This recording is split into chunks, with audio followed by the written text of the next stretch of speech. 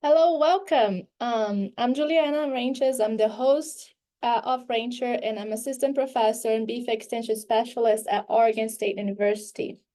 I'm based in Burns at Eastern Oregon Agricultural Research Center, and at OSU, my job is split in research and extension. So it's with great pleasure that I bring to you RancHER 2024.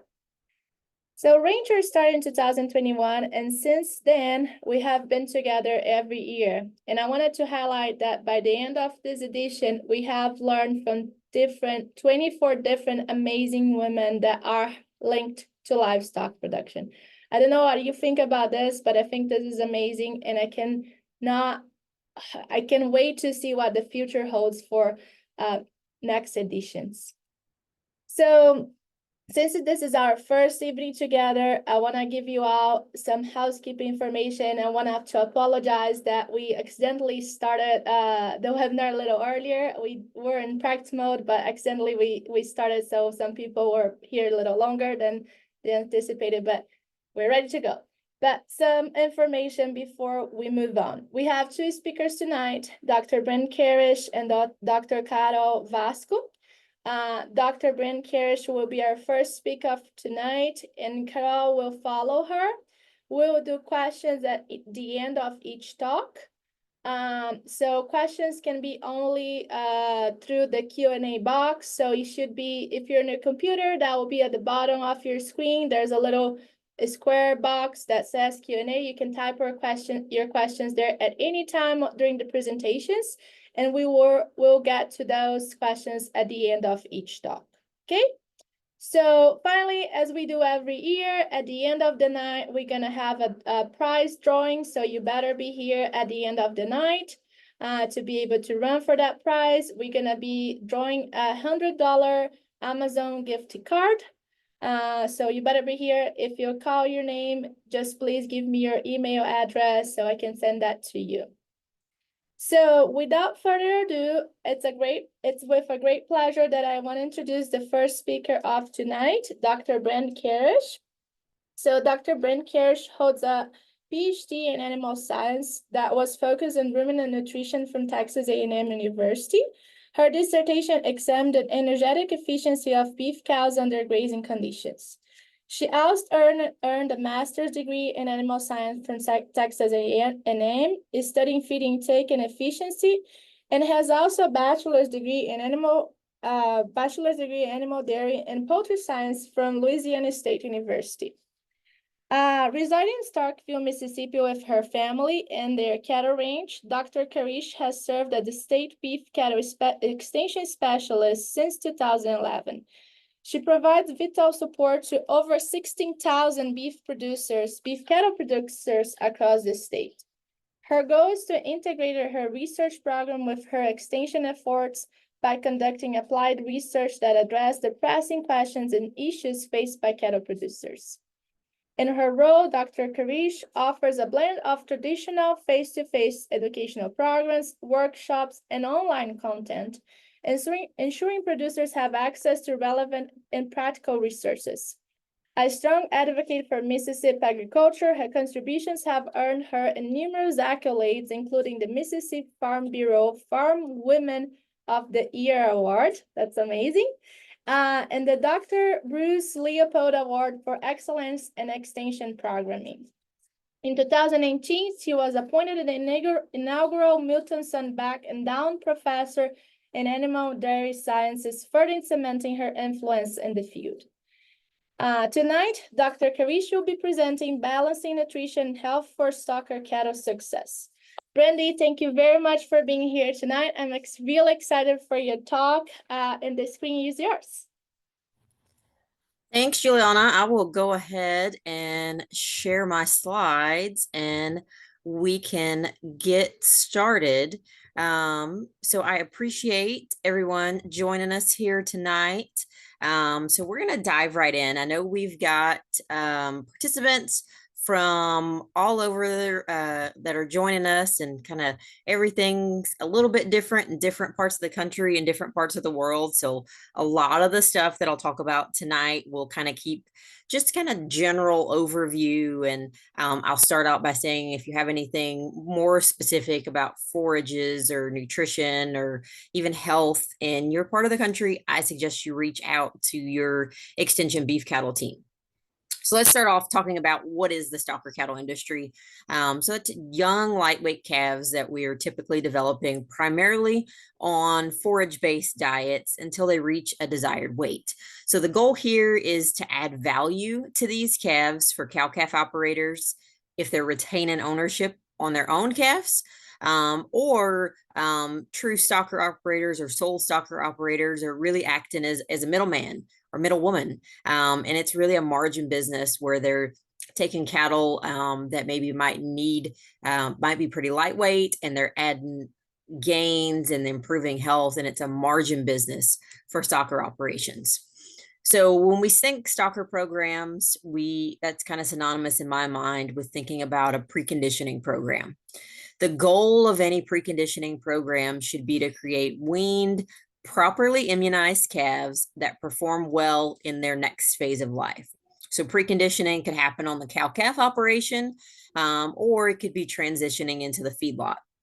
So the goal here should be to minimize stress in those cattle and add value through multiple different phases or parts of a preconditioning program.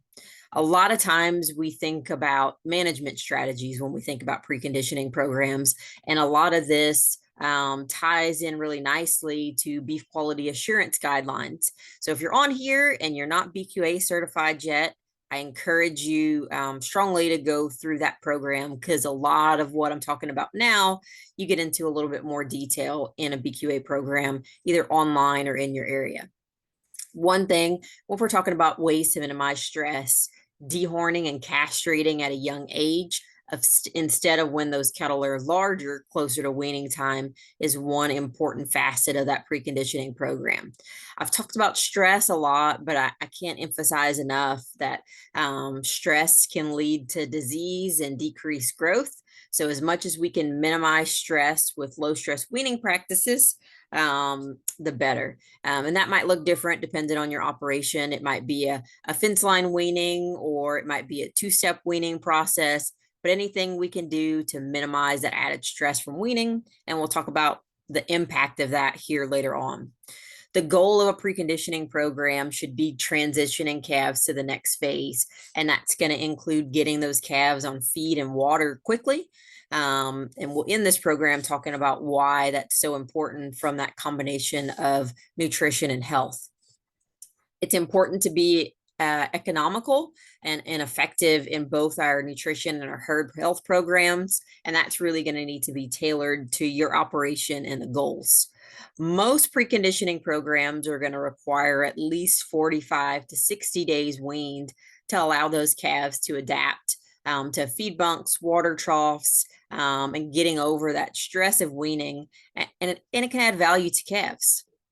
So this is actually not true data, but it's actually perceived performance by Texas cattle feeders and their association with feedlot managers. So this is their perceived difference in preconditioned versus non-preconditioned calves in terms of health and death loss. So those cattle feeders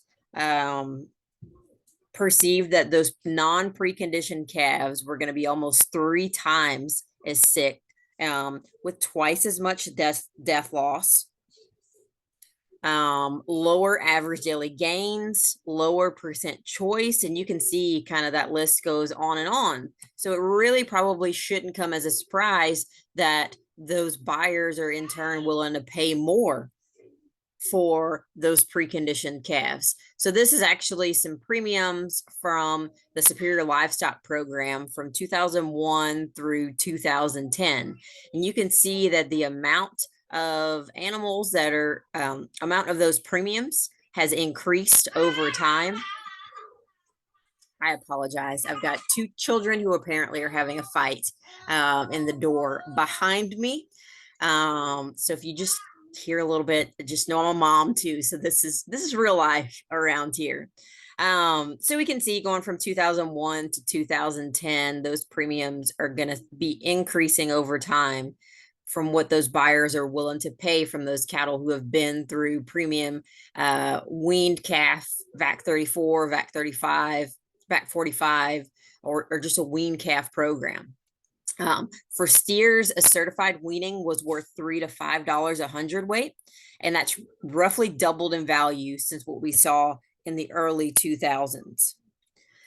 These certified health programs such as VAC 34, VAC 34P, or VAC 45 in general are adding $3 a hundredweight, and that's in 2010 numbers. So that's not even taken into account the high prices that we're seeing right now in the cattle market. And we're seeing continually an increased supply of weaned calves going through those certified health programs that are going through these sales.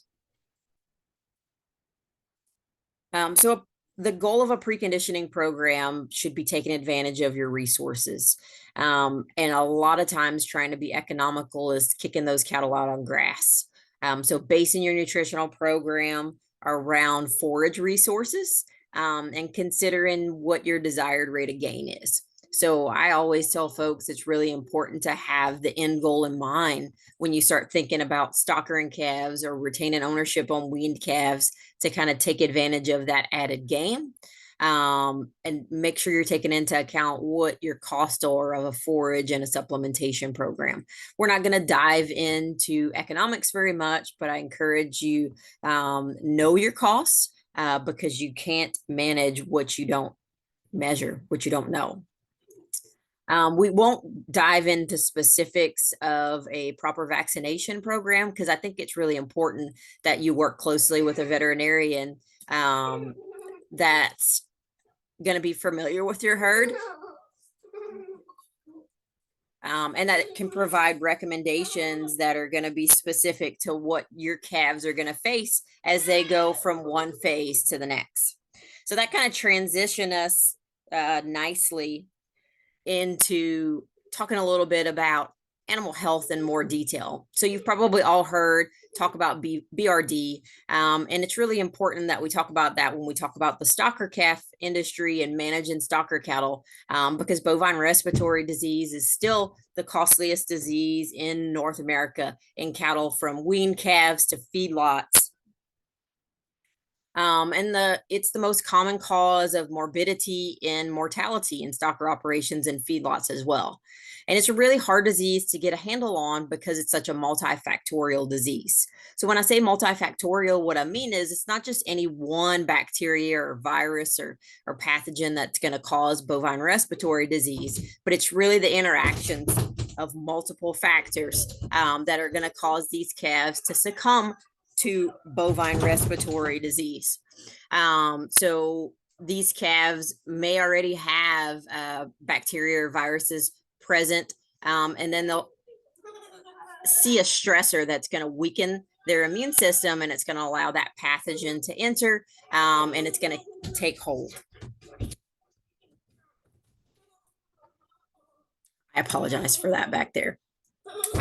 So pre and post weaning factors are going to affect bovine respiratory disease. Pre and post weaning factors are going to affect bovine respiratory disease and how those cattle are going to succumb to it. So things like nutrition or the intake of colostrum are going to in turn affect immunity, which is going to affect bovine respiratory disease. Other things like pre-weaning that you might not consider, temperament can also have a negative effect. Those cattle that are, we'll call them more excitable, would be more likely to succumb to stress from handling or preconditioning or pre-shipment. That could in turn decrease their immunity, and they could be more susceptible to bovine respiratory disease. Factors such as vaccinations and nutritional status are also going to in turn affect immunity. And then post-weaning factors. So transportation. A lot of people still refer to bovine respiratory disease or BRT BRD is shipping fever, because we know transportation and marketing can stress animals. Commingling on top of that is going to have a negative impact on immunity. And then management. So we talked about castration and dehorning at an early age. That can also have a negative impact on immunity, which can make those cattle more susceptible to BRD. We'll talk a little bit more about receiving diets here in a little bit, but all of those things can affect susceptibility. And then on top of that, we can see that's going to have an impact on feedlot performance, health, and carcass quality as well.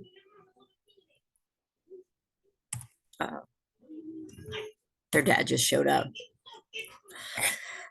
So the goal of any vaccination or any health program should be to develop immunity. Vaccination of pre-weaned calves can be used to mitigate the effects of BRD post-weaning. An immunization in a calf that's prepared to face that next step, that BRD, those pathogens that cause BRD, is the ideal goal. But we know from some surveys that while approximately 95% of feedlots give a respiratory vaccine for BVD, BHV1, PI3, or BRSV, only about half of cow-calf operations in the US vaccinate for some kind of respiratory pathogen. And really the goal is to build that immunity before those calves are exposed to it. So those calves are often exposed during the transition when their immune system is going to be weakened. So that weakened immune system can happen after weaning, or due to marketing or transportation stress. So it's really important, I think, if we've got some cow-calf producers on here, really considering your health program while those calves are still on the cow, I think is something that's really important. We'll touch just a little bit on the immune system, because I think it's really important to kind of understand when we talk about cattle health, when those animals are first exposed to that pathogen, how the immune system reacts to it. We're going to refer to the innate immune system and the adaptive immune system. The innate immune system is really the rapid and response in the first line of defense. And that's where going to be things like the skin and mucosa are going to act to keep those bacteria and viruses from getting further into that animal's respiratory tract. It's going to be white blood cells are going to have a rapid response to that pathogen entering that animal's bloodstream. The adaptive immune system is really what we think about when we think about building immunity truly. This is going to be specific reactions that's going to last a longer period of time after the infection, and it's going to be a response to previously exposed to that infection. So just to kind of reiterate that a little more, the physical barriers of the innate immune system is really the skin, mucosal, and even fluids such as saliva or tears are going to prevent pathogens such as virus, bacteria, and parasites from causing infection. Cellular components would be those white blood cells that are going to ingest and kill the pathogens that enter the body. And they're actually going to secrete substances that can enhance the innate immune response. You can think of it like put out a call to all of their friends to come get this bad guy that's entered the body. And those white blood cells can also cause an inflammatory response. They'll produce substances that trigger that inflammatory response to recruit additional immune cells. So that's kind of like their red flag calling out to others to help with that.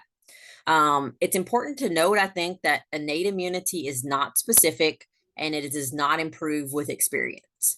So if they're exposed to the same thing over and over again, that innate immune system is going to react the same way over and over again. Adaptive immunity, on the other hand, is going to be a slower, more specific response. It's going to develop over days, and it's a precise response for each challenge that animal is going to encounter.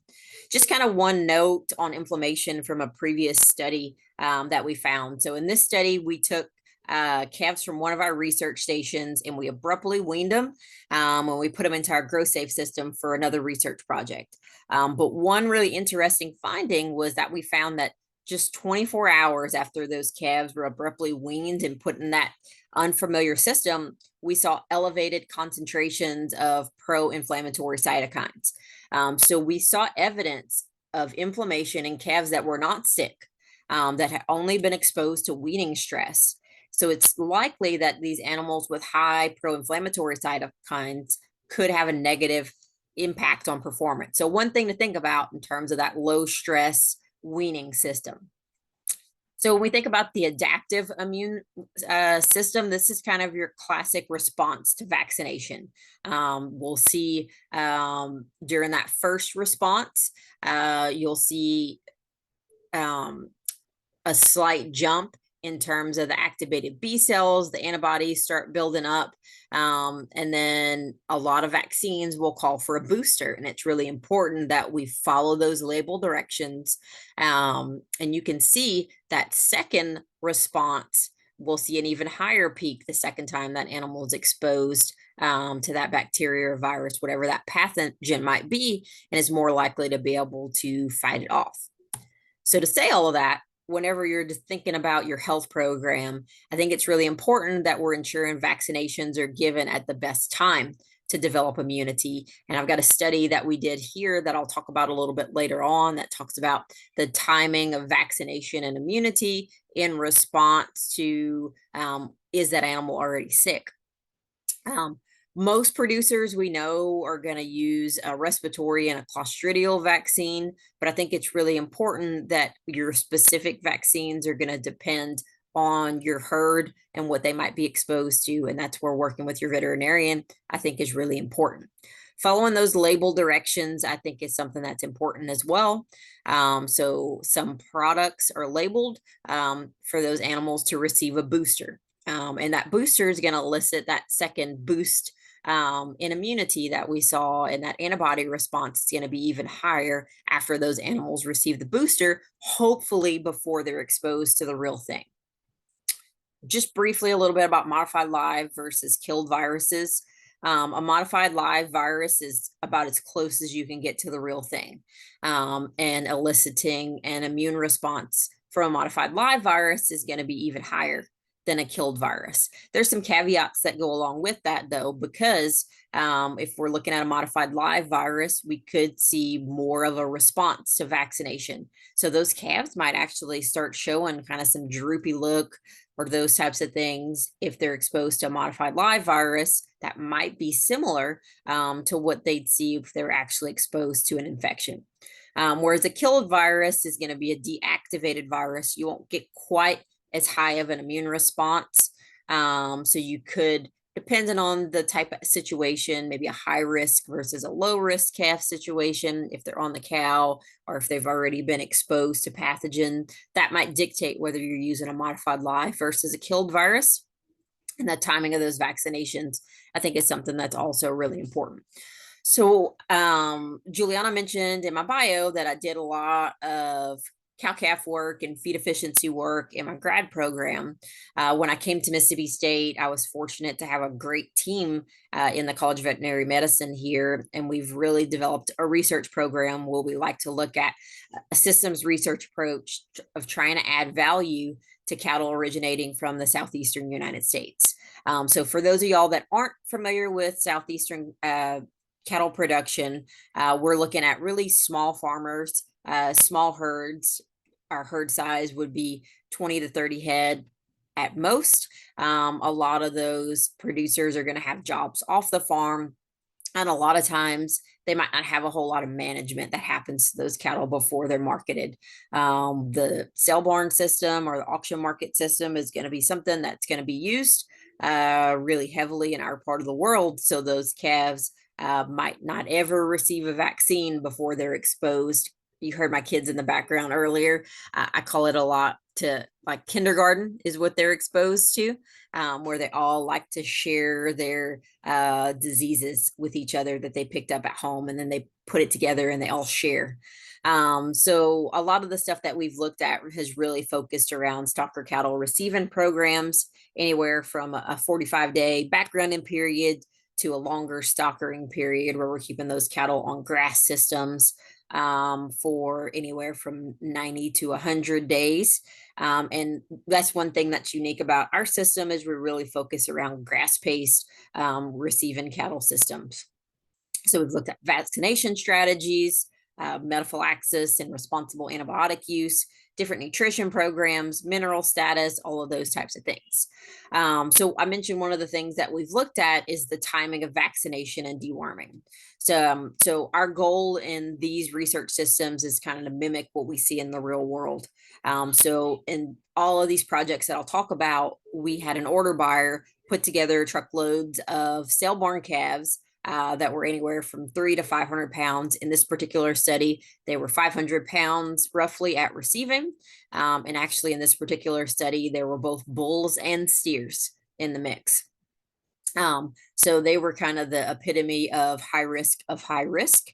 And then we applied some treatment. So those calves either got vaccinated or dewormed on arrival or not. So the cells in blue were pens that got both vaccinated and dewormed, which is kind of the gold standard. We won't get a whole lot into parasites in this talk, but especially in the Southeast, parasites are a big concern. And we know there's some interaction between parasitism and immunity as well. The cells in gray, those calves in those pens were vaccinated, but they weren't dewormed, so they were still exposed to those parasites that they may have picked up on the pastures. The groups in orange were not vaccinated, but were dewormed. And then the groups in kind of that light brown color did not receive anything. So the ones that were vaccinated received a modified live for BRD and clostridial vaccines. And these were all followed via label directions. So this was a 56-day receiving trial. So those cattle did not get vaccinated until the end of this 56-day period, or if they were in the no vaccinated group. So just to give you kind of a little background on these calves, 46% of them were treated at least once for BRD, and we had a high death loss in these cattle. So 13 of the 80 calves actually died that were on this particular study. All of these had been previously treated for BRD before they died. So we saw a 35% case fatality rate. And I mentioned some of these cattle came in as bulls.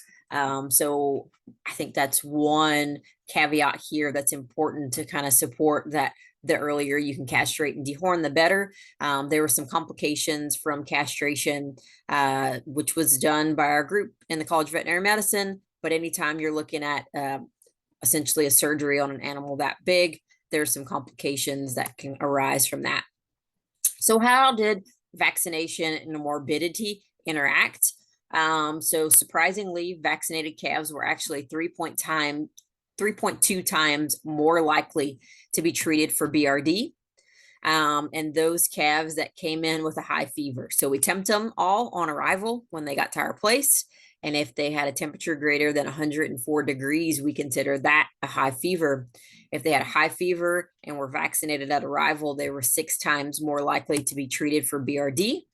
And vaccinated calves were actually more likely, 8.3 times more likely in this study to risk death.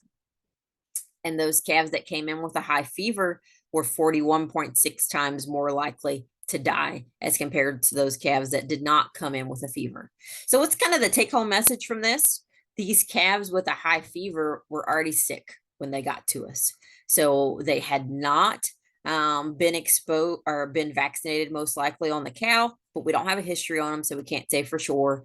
They'd been exposed to a lot of times the stress of weaning. They'd been run through auction markets where they'd been exposed to novel pathogens, and they'd pick something up along the trail. So these cattle were put together by an order buyer over multiple days of sales, and they came from multiple locations. So it wasn't just one sale barn that was 30 miles down the road. These cattle came from sale barns in Mississippi, Alabama, and Tennessee. And some of them traveled quite a bit of distance to get to the order buyer before they were grouped together in a truck came to us. So I think this one that really hammers home the point of making sure those cattle are properly immunized and prepared to face those pathogens before they go on to the next phase is something that's really important. So what happens if they get sick or maybe got treated during that stockerin phase? So we asked that question. This study was one where we looked at the effects of receiving diet crude protein, which I'm not going to harp on too much for this part, and metaphylaxis. So metaphylaxis would be mass treatment with antibiotic on arrival. In this particular study, they either got exceed or not. Again, this was a short 60-day backgrounding period before these cattle were shipped to the feedlot. So just to kind of set the stage for you here, these cattle would have received exceed at the beginning of the 60-day backgrounding period. And then after those 60 days, they were shipped to a feedlot. And this is their final feedlot body weight after they were on feed for roughly 180, 120, 180 days. I'm not sure about that. So we looked at differences in average daily gain at the feedlot and then final feedlot body weight. So those calves that got exceed at the beginning of the period actually had higher average daily gains and higher feedlot final body weights. So these calves, I will say, were very healthy once they got to the feedlot because they had a lot of BRD. The morbidity rate on these calves during the backgrounding period was up in the 70% range. So there was a lot of sickness during the backgrounding period, and then we shipped them to the feedlot and they were healthy. If those calves got BRD during the stocker phase, they had lower, if they got BRD during the stocker phase, they actually had slightly higher, BRD, average daily gains in the feedlot versus and slightly higher body weights at the final period. So basically what we're kind of surmising happened here is maybe we had some of those cattle that we missed from a treatment standpoint because we think they were all exposed to definitely there was a lot of sickness running around in these calves. So even those ones that didn't maybe show signs during the stockering period, we think we had some negative effects of them when they got to the feedlot. So how does that affect things from a carcass standpoint? Those cattle that got metaphylaxis exceed at the beginning of the backgrounding period had higher hot carcass weights and higher fat thickness, but no difference in marbling score or ribeye area. And we can see that same thing that we saw from an average daily gain standpoint translated over to from a BRD standpoint as well. So slight difference in hot carcass weight and fat thickness. So we're going to transition just a little bit.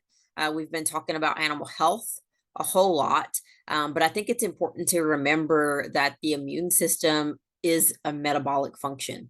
And metabolic function requires nutrition to be able to function. So we know there's some nutritional modulators of different immune mechanisms.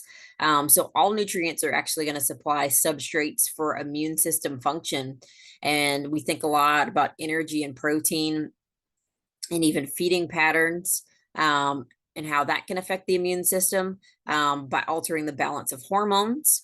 A lot of times we talk about vitamins and minerals and how important those are during the stockering or the backgrounding period.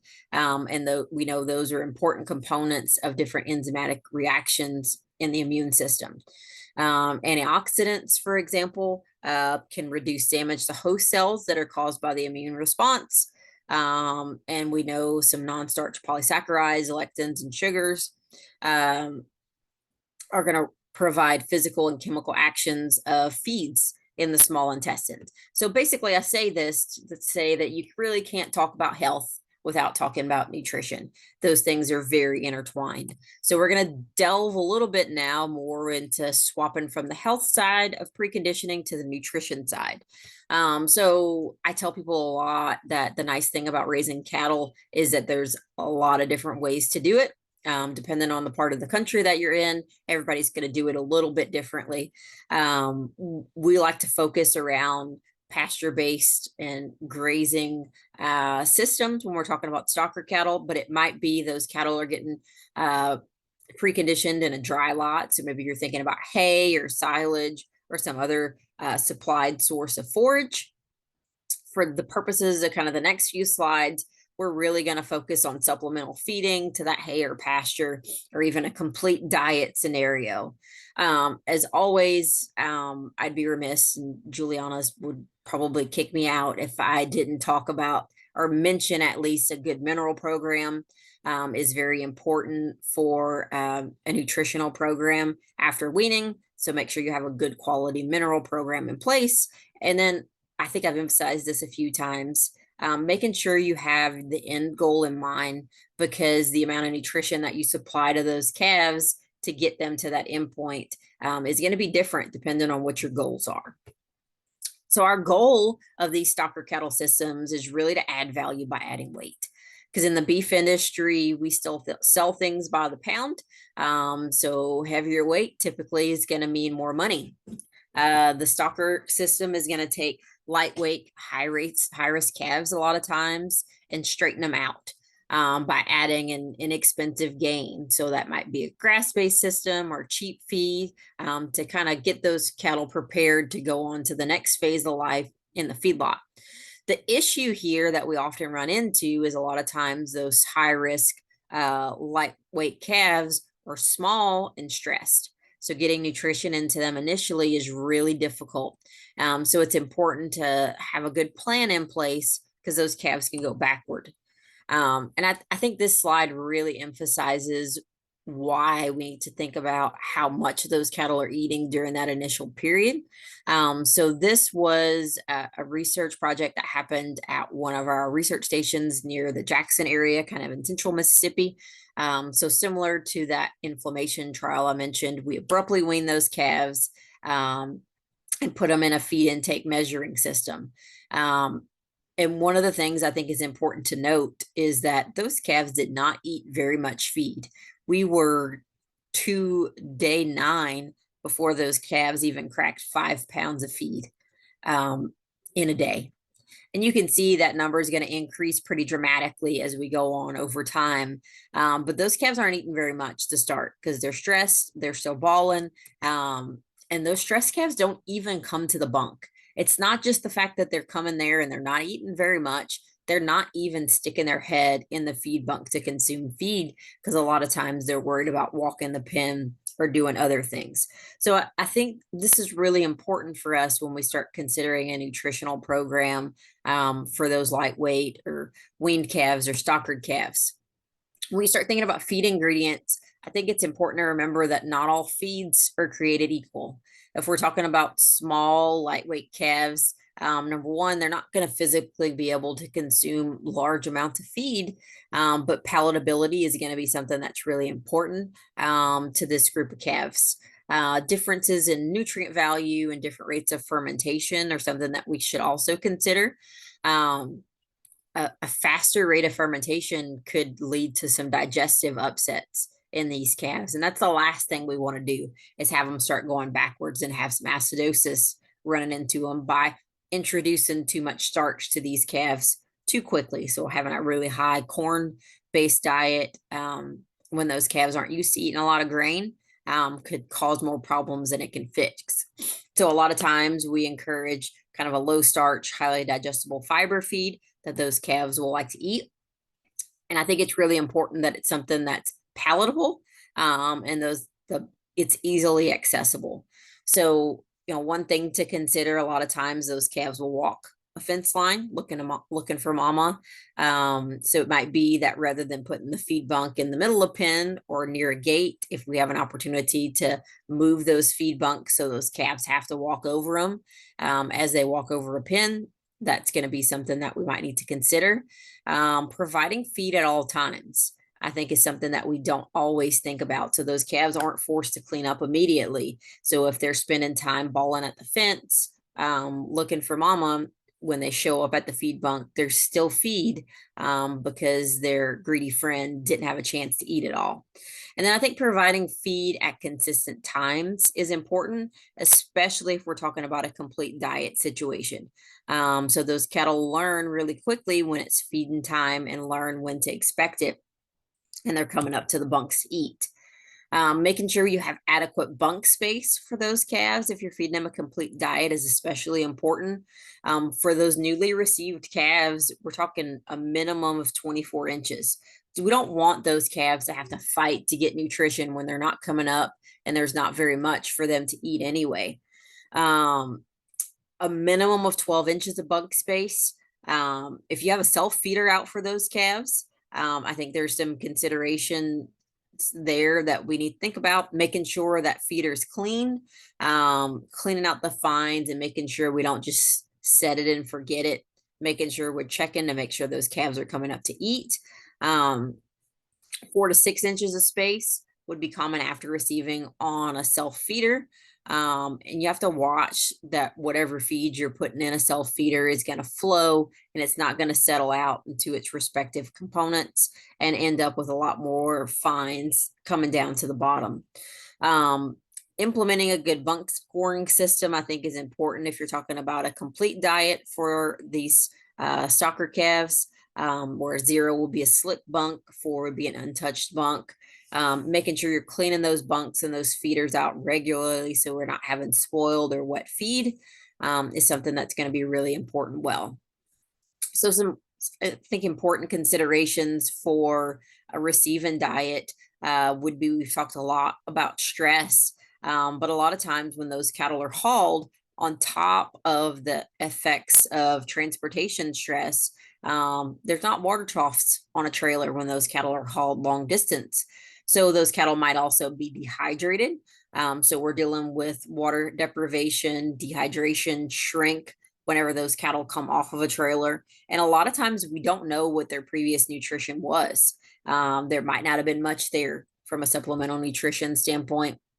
A lot of those calves may have not even seen a feed bunk or a water trough before. So I think that's important to stop and think about that. And then, of course, consider those low intakes. So during those first 21 days, I think it's really vital that we provide free access to clean water, that those calves aren't having to hunt for it. Cleaning out those water troughs before you receive a new set of calves, I think, is something that's really important. Those calves are a lot of time coming off the pasture with mama. So providing a high quality leafy grass hay that those calves are going to want to eat. That's about 55 to 60% TDN. Our energy content is something that's important, but don't make it too high quality, that we might see some issues with a super high quality alfalfa and scours. If you're feeding out of a bunk, make it inviting so those calves will want to come up and eat it. So don't try to feed really tightly wrapped bales that they have to really work for. Make it easy for them. If you're only keeping those calves for, say, a 45-day period, you really want to focus on getting rapid gains in those calves, getting them eating and gaining really quickly so you can kind of get the most bang for your buck during that shorter period. Whereas if you're talking about a 90 to 100-day stock herding period, you're talking about a longer duration of ownership. So we can really kind of get slower gains and not have to push those cattle as hard during that period of time.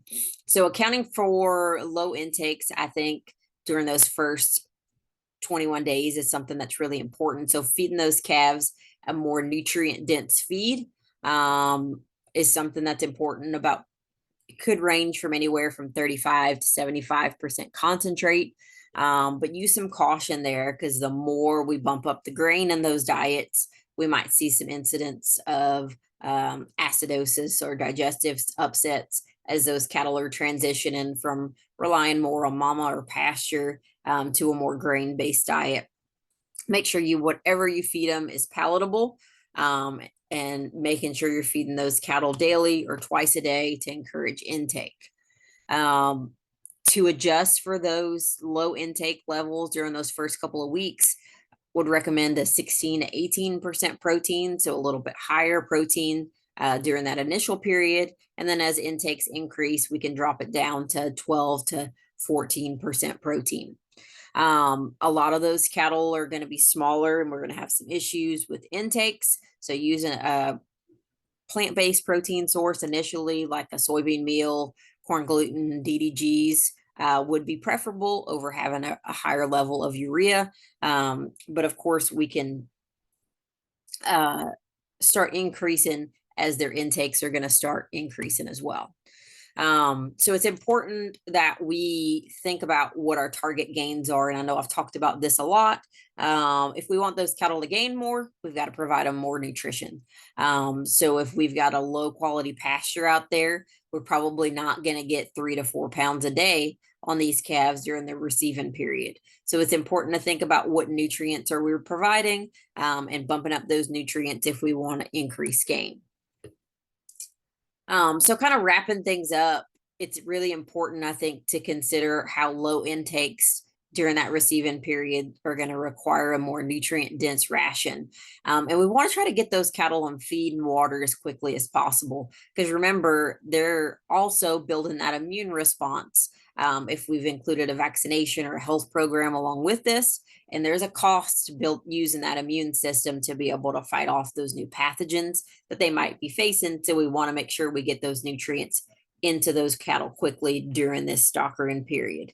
Low starch, highly digestible fiber, palatable feeds are really recommended during those first couple of weeks that we're getting those cattle started. I can't stress this enough, but know what you're providing to those animals. Test your hay, test your supplements, know what the nutritional content of those feeds are, and using that to match your target gain. And you can adjust that. And getting weights on those cattle, I think, is something that's really important. And you can plan that feeding program around those. So whether you're using a stockering program to add value to the calves that come off cow-calf operation, so taking them from 550-pound wean calves to 800-pound yearlings and getting some added value from there. I think considering the balance between health and nutrition is something that's really important. I can't stress this enough. Having a good working relationship with your veterinarian is something that I think is vital. If you're talking about highly stressed calves that are really likely to get sick, that should be your first phone call. Providing them a good source of nutrition that they want to eat is something that's important as well. So with that, I've got my contact information there on the slide, and I will be more than happy to take any questions. Juliana, do you want me to stop screen sharing? Thank you, Dr. Karisch. Yeah, if you want to stop it, or if you want to leave it there for the time we do the questions. So if people have questions later, whatever. Sure. But anyway, I just want to say thank you very much for your presentation, and I want to take the hat for you for holding the fort while the kids, like you said, this is real life, and I really liked it, right? Like it happens. So I really appreciate your time with us, and I know you have multiple things happening at the same time, so I really appreciate it. But going back to your presentation, I thought was really interesting that you show that data that shows that cattle that has been recently weaned going to the feedlot or stocker, they don't consume any feed for like 2 or 3 to 4 days. But something that I've never seen in data, that's actually the first time I've seen, is that they actually don't go to the feed bank. And I was like, man, yeah, this makes a lot of sense. It's not that they just don't want to eat. They don't know, right? Right. So we need to make, like you said, drape some hay over the bank. We need to make obvious for them to go over. I was just thinking about, I recently moved to a new house, and like everything is different now. It's not as it used to be. I'm being exposed to that situation for the first time. So it's the same thing for calves, right? They were just weaned, they're going to a feedlot, and everything is different. So we need to facilitate to them. We do have some questions in the Q&A box. Do you want to maybe go over them if you want to read them out loud? I'm not sure if participants can see them and then answer them live. Sure. So the first question, thanks, Erica, was considering the current challenges in the beef cattle industry, where do you see good opportunities for professionals to work in cattle marketing in the U.S.? Erica, I think that's a really good question, because I think there's a lot of opportunities, and I think every part of the country is kind of a little bit different. So obviously we've got LMA, the Livestock Marketing Association, that does a lot with us. Particularly, I talked about sale barns, auction markets a lot, because that's what we deal with a lot here in the Southeast. But I know out west or different parts of the country, those cattle are sold really differently, where they're only selling large groups and truckload lots, where we've still got a lot of producers that are selling them in ones and twos. There's a lot of video auction companies. There's a lot of cattle marketing that's focused just say on seed stock production. So companies that really focus around selling bulls and getting those genetics into the hands to make those new ones there. So I think there's a lot of opportunities out there. Sure, there's some challenges, but I think as a whole, I think there's a lot of opportunities to look for there, and it really depends on your area. And I can't stress this enough. I talk to students a lot about it's about the people you know. So making those connections, I think, is something that is so important, because those people that you know, that you meet, are going to be the ones that are going to connect you those future opportunities. Do we have time to kind of go through all of these, or do you want me to kind of pick and choose? I don't know how we're doing on time. I think we do have time. Yeah. If you Okay. Yeah. All right. So Jocelyn asked, what's the best way to prevent illness while transporting calves to a new facility? And Jocelyn, I think that's important, because, there's so much. We've been doing research on BRD for years and years and years. And I feel like there's so much that we don't know, because, from one season to the next, you can do everything exactly the same. We've done studies where we've had 3-4 loads of calves over multiple seasons, over multiple years, and they're handled the exact same way. And we'll see a big difference in morbidity and mortality between those groups. I think your best insurance is exposing those calves to a good vaccination program before they get on the truck. So I think building immunity while they're still on the cow is something that's really important, that can't get stressed enough. So for example, at our beef unit here on campus, we actually get all of our vaccines and our boosters in those calves before they're actually weaned. So our goal is to get those calves weaned and boosted 2 weeks, 2 to 3 weeks typically, before weaning is actually going to take place. So on the day of weaning, we're sorting from mama and running them across the scale, and that's all they get exposed to. So every time we run those cattle through the chute, I think it's added stress on those, even if we do our best to practice low stress cattle handling. I think the more we handle them, the more we expose them to something different and new, the more likely they are to get stressed. And, we've done a lot of research where we've taken nasal swabs on cattle to see. We focus a lot on Mannheimia hemolytica here. That's just one of the bacteria that we look at that causes BRD. But a lot of times we'll find it in all the cattle. So even the ones that are healthy and don't get sick are going to have Mannheimia present. And it's that added stress of transportation or marketing or getting exposed to something that's going to give that pathogen a foot in the door to be able to make those calves sick. Eric asked another good question. In your experience, is there any feed additives that you consider indispensable in a preconditioning program for beef cattle? One of the things that we always like to include in our research cattle is some type of ionophore. I think that's valuable, not just from a feed conversion standpoint, but I'd even talk about coccidiosis or some other things that those cattle could be exposed to.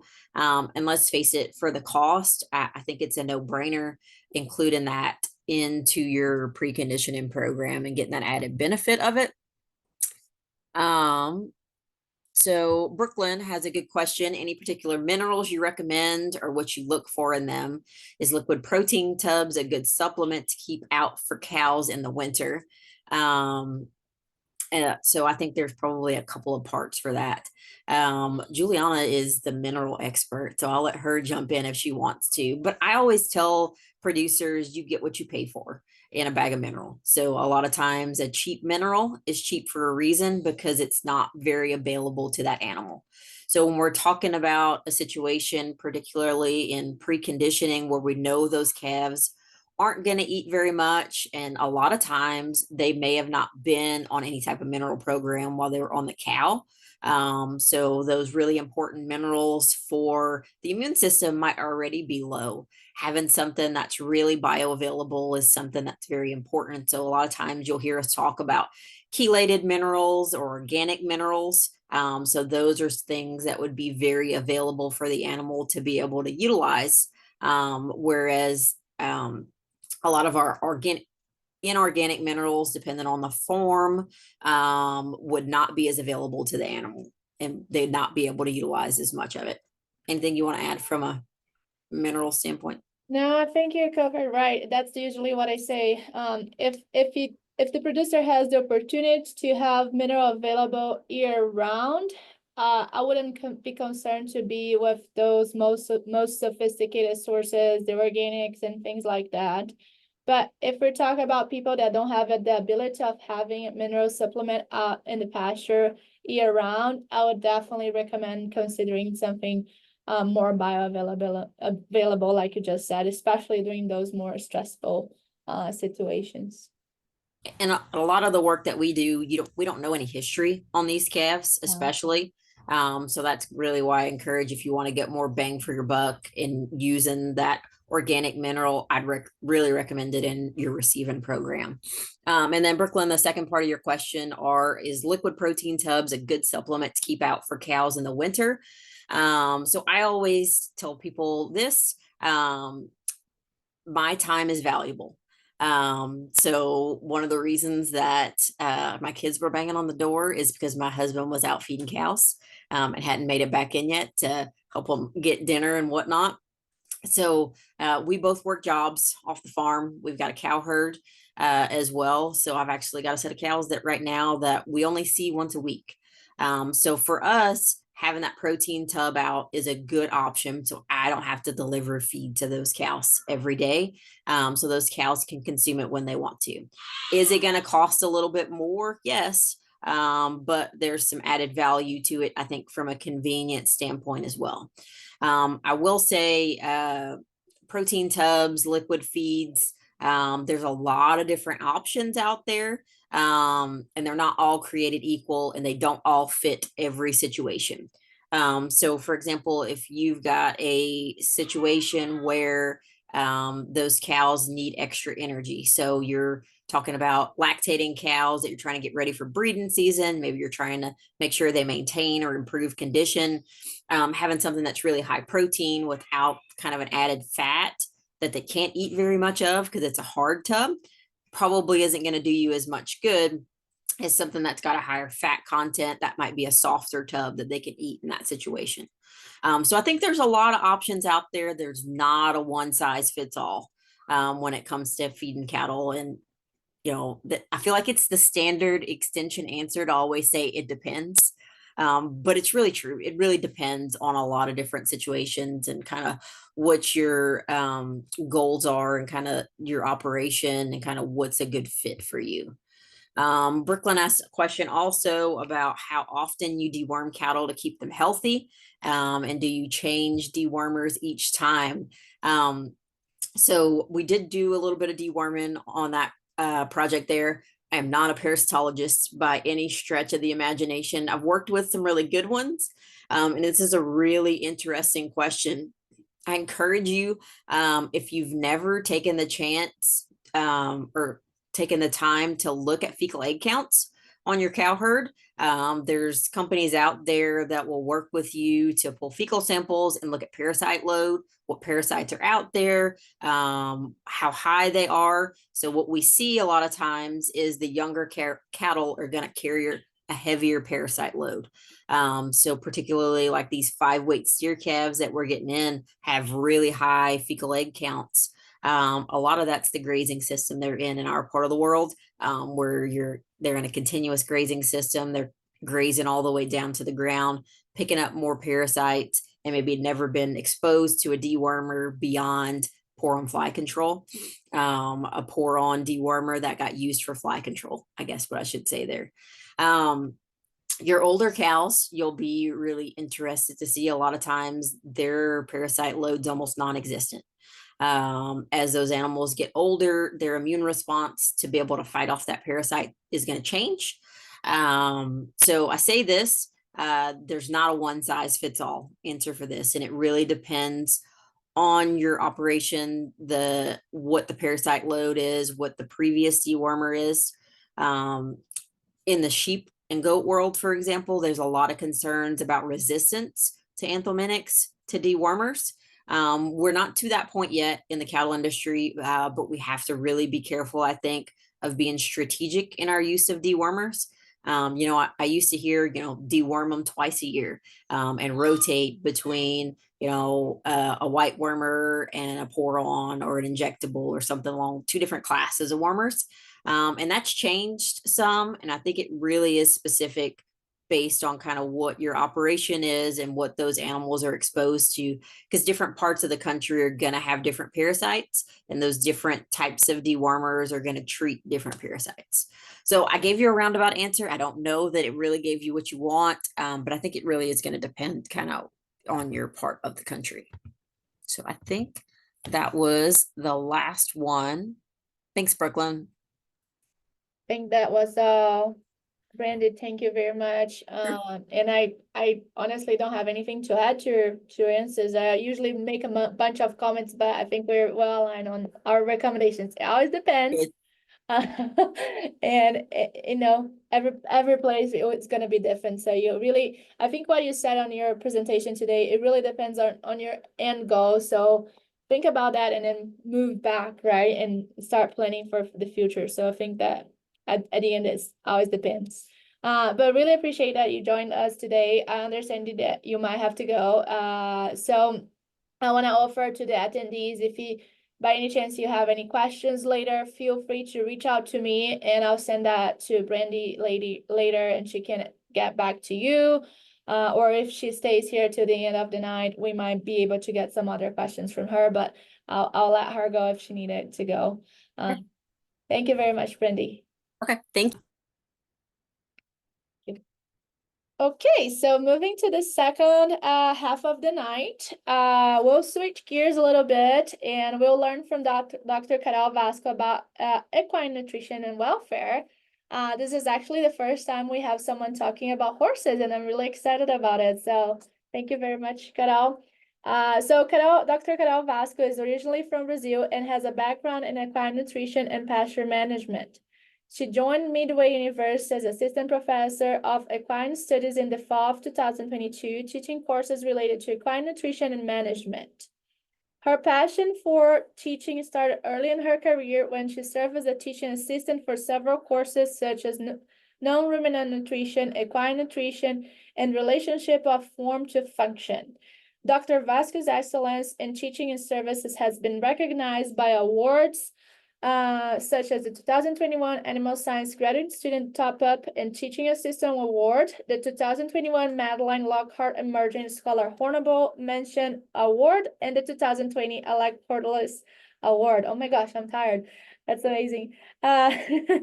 Vasco is also passionate about research. Her master thesis focused on creating the database on serum mineral values of Brazilian 4B gated horses. I probably slaughtered that saying, I'm sorry.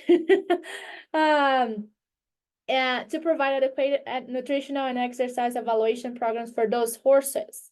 During her Ph.D. at University of Florida, and now you probably know where we met in our lives, so we both overlap as graduate students in Florida.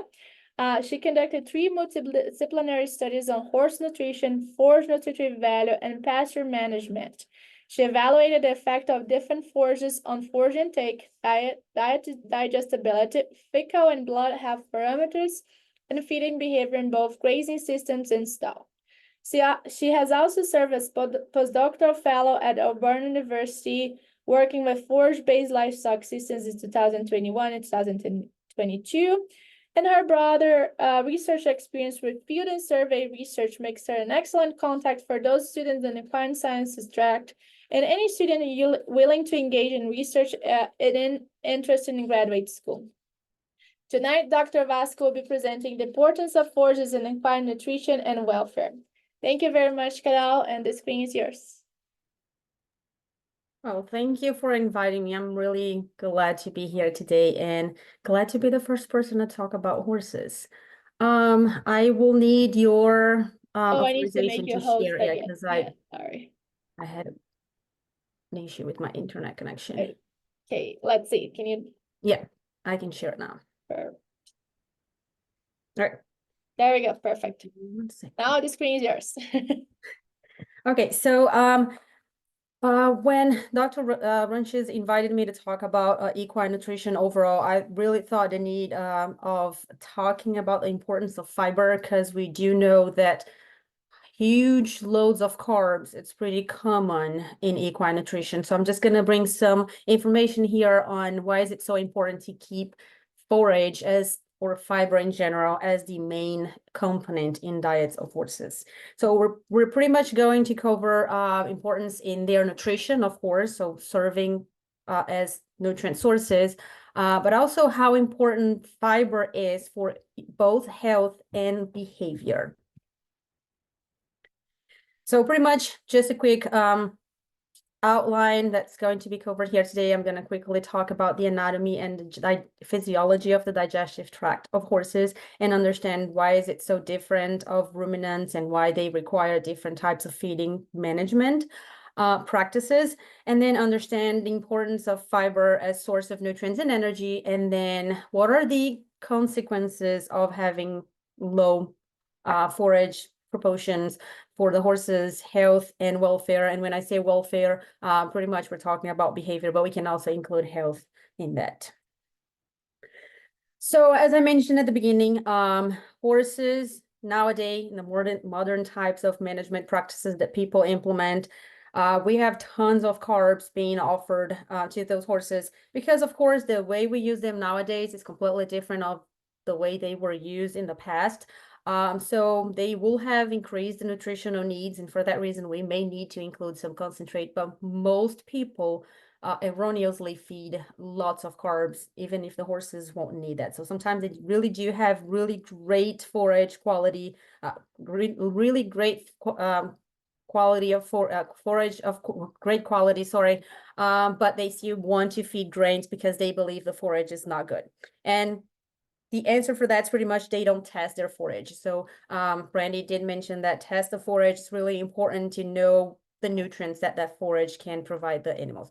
But going straight into the horse's digestive tract, so they were evolved, so their tract evolved so that they would be able to consume large amounts of fiber for a longer period of time. So you'll see in the future slides here that the horses will graze if they are allowed.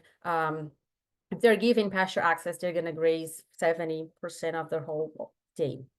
So when we feed lots of grains to horses, we're going to see different studies here in this presentation, but we're going to negatively affect their health, their natural behavior, and consequently, we're going to also affect their performance. So instead of helping them improve performance, we may be impairing or affecting that performance.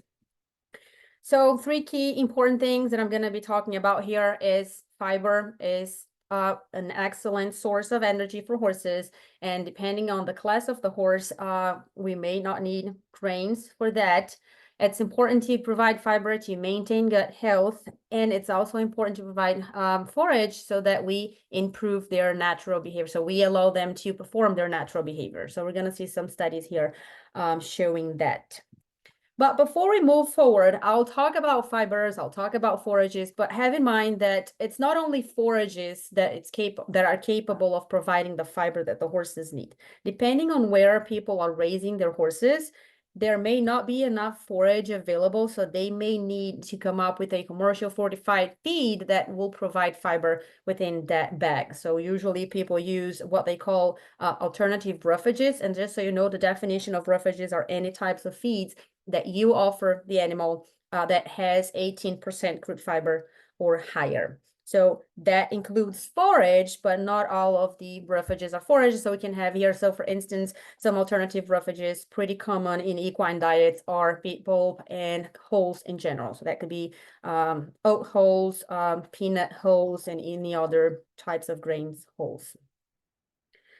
So jumping in straight into the digestive anatomy and physiology, and I do feel it's important to discuss that because I know most of you are cattle people. So there are tons of unique things in horses that make them really different from cattle, so that end up requiring completely different type of nutritional and feeding management, as I mentioned before. So first thing, horses do use their upper and lower lips and their incisors to graze, so they have a huge capability of selecting feed because they are pretty mobile, their lips, and they use the teeth to kind of get the grass or whatever forage they're grazing.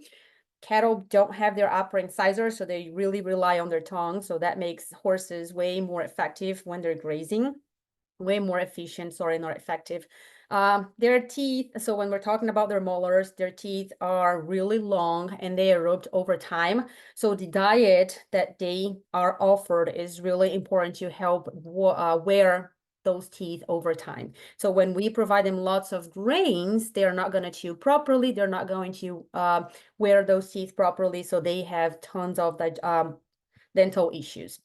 Then jumping into the esophagus, so there is no abdominal contraction, so there is no contraction from the stomach to the mouth in horses, and that when combined to other characteristics in the horse's stomach, that keeps the horses from vomiting. So we have to be very careful when we're feeding grains to horses, because whatever bad thing happens in the stomach of horses, it's really hard to help to have that addressed as quickly as we could in ruminants in general. So their stomach are really small, so it represents 8% of the whole digestive tract, so very, very small, and that's why horses require lots of meals a day, small meals and frequent meals. And they also have a cardiac sphincter that is really strong and keep anything to flow back to the esophagus. So going into the small intestine, then they have the duodenum, where is the primary site of digestion for digestion of protein, lipids, and soluble carbs. So different of what happens to ruminants, they won't be able to utilize the microbial protein that is produced in the rumen because the fermentation only happens after the small intestine. So then they have the absorption in the jejunum. Here jumping into the hindgut, where we have the cecum and the large colon. We have fermentation as we have in the ruminants. So we're gonna have the utilization of fiber by those microorganisms, and then they're gonna produce VFAs so that horses can use primarily as energy. So one very important thing here is that it's really hard for the horses to get rid of any extra gas produced during fermentation. So we have to be very careful because they're not capable of eructating and then having the hindgut at the very end of their abdominal cavity, that makes also hard for them to burp, but also hard for them to release them as gas via rectum. So another thing is that they do have this flexure that we call pelvic flexure. So this is one of the main reasons horses are so prone to impaction, to colic by impaction, because it goes from a huge diameter into a very smaller, so much smaller diameter, and it has also this very sharp curve. So that makes horses very susceptible to colic due to impaction. So combining all of that, now we know that we have to be very careful considering the horse's anatomy and physiology. Another thing, which is actually not a huge thing because we're going to be talking about fiber, not other nutrients, but horses do not have gallbladder, so whatever bile is produced in the liver is directly released secreted into the duodenum. So for that reason, horses won't require really high fiber, fat concentration in their diet because they're not capable of utilizing that much. That is also going to affect stomach emptying. So ideally, you don't want to go more than 12% fat in their diets. So jumping into fiber, now that we understand a bit of what happens in the horse's digestive tract, I'm quite sure you guys know about NDF, so neutral detergent fiber, acid detergent fiber, and so on and so forth. But when we talk about equine nutrition, we pretty much have to discuss in the proximate analysis information, but also the way that these fractions are digested in the horse's digestive tract. So pretty much we combine fructans, which is part of water-soluble carbs, and then soluble and insoluble fibers as a whole digested, fermentable carbs. So these are the carbs that are going to go into the hindgut, and these are fermented in the hindgut. So every time we say fermentation, it's just digestion by the enzymes secreted by the microorganisms in the hindgut of horses. So in this case, what happens is, for instance, for horses specifically, even though fructans are soluble carbs, so in theory it's not a fiber, but horses do lack the specific enzyme that is capable of digesting. So in horses, fructan becomes a fiber component because it is digested in the hindgut. So all of these components, once they reach the hindgut, then the microorganisms are going to digest them into monosaccharides, and then they are going to utilize those monosaccharides to produce VFAs. So pretty much the same thing that you guys have learned in ruminants. So we're going to have primarily acetate, butyrate, and propionate. Not in the same order, so acetate, propionate, and butyrate being produced from fermentation primarily. So these fiber are going to be digested in the hindgut, as I mentioned before, so cecum and large colon. So pretty much, as I mentioned before, those VFAs or short chain fatty acids are going to be used as energy sources. So in horses, butyrate is immediately used by the enterocytes, so the cells of the hindgut of the large intestine. Acetate, once absorbed, it is primarily converted into fat. So that's why we say that they are lipogenic, because they're going to be used for synthesis of fat molecules. And propionate is primarily used for glucose molecule, synthesis of new glucose molecules, so gluconeogenesis. So in horses, it is estimated that 50 to 70% of the glucose in the horse's plasma is originate from propionate produced in the hindgut. So here you see how important those VFAs are for horses, and of course they are not produced as much if we don't have enough fiber in the diet. So it's important, of course, as it is in ruminants, to understand how important it is to have fiber to keep greater diversity and stability of the microflora in the hindgut.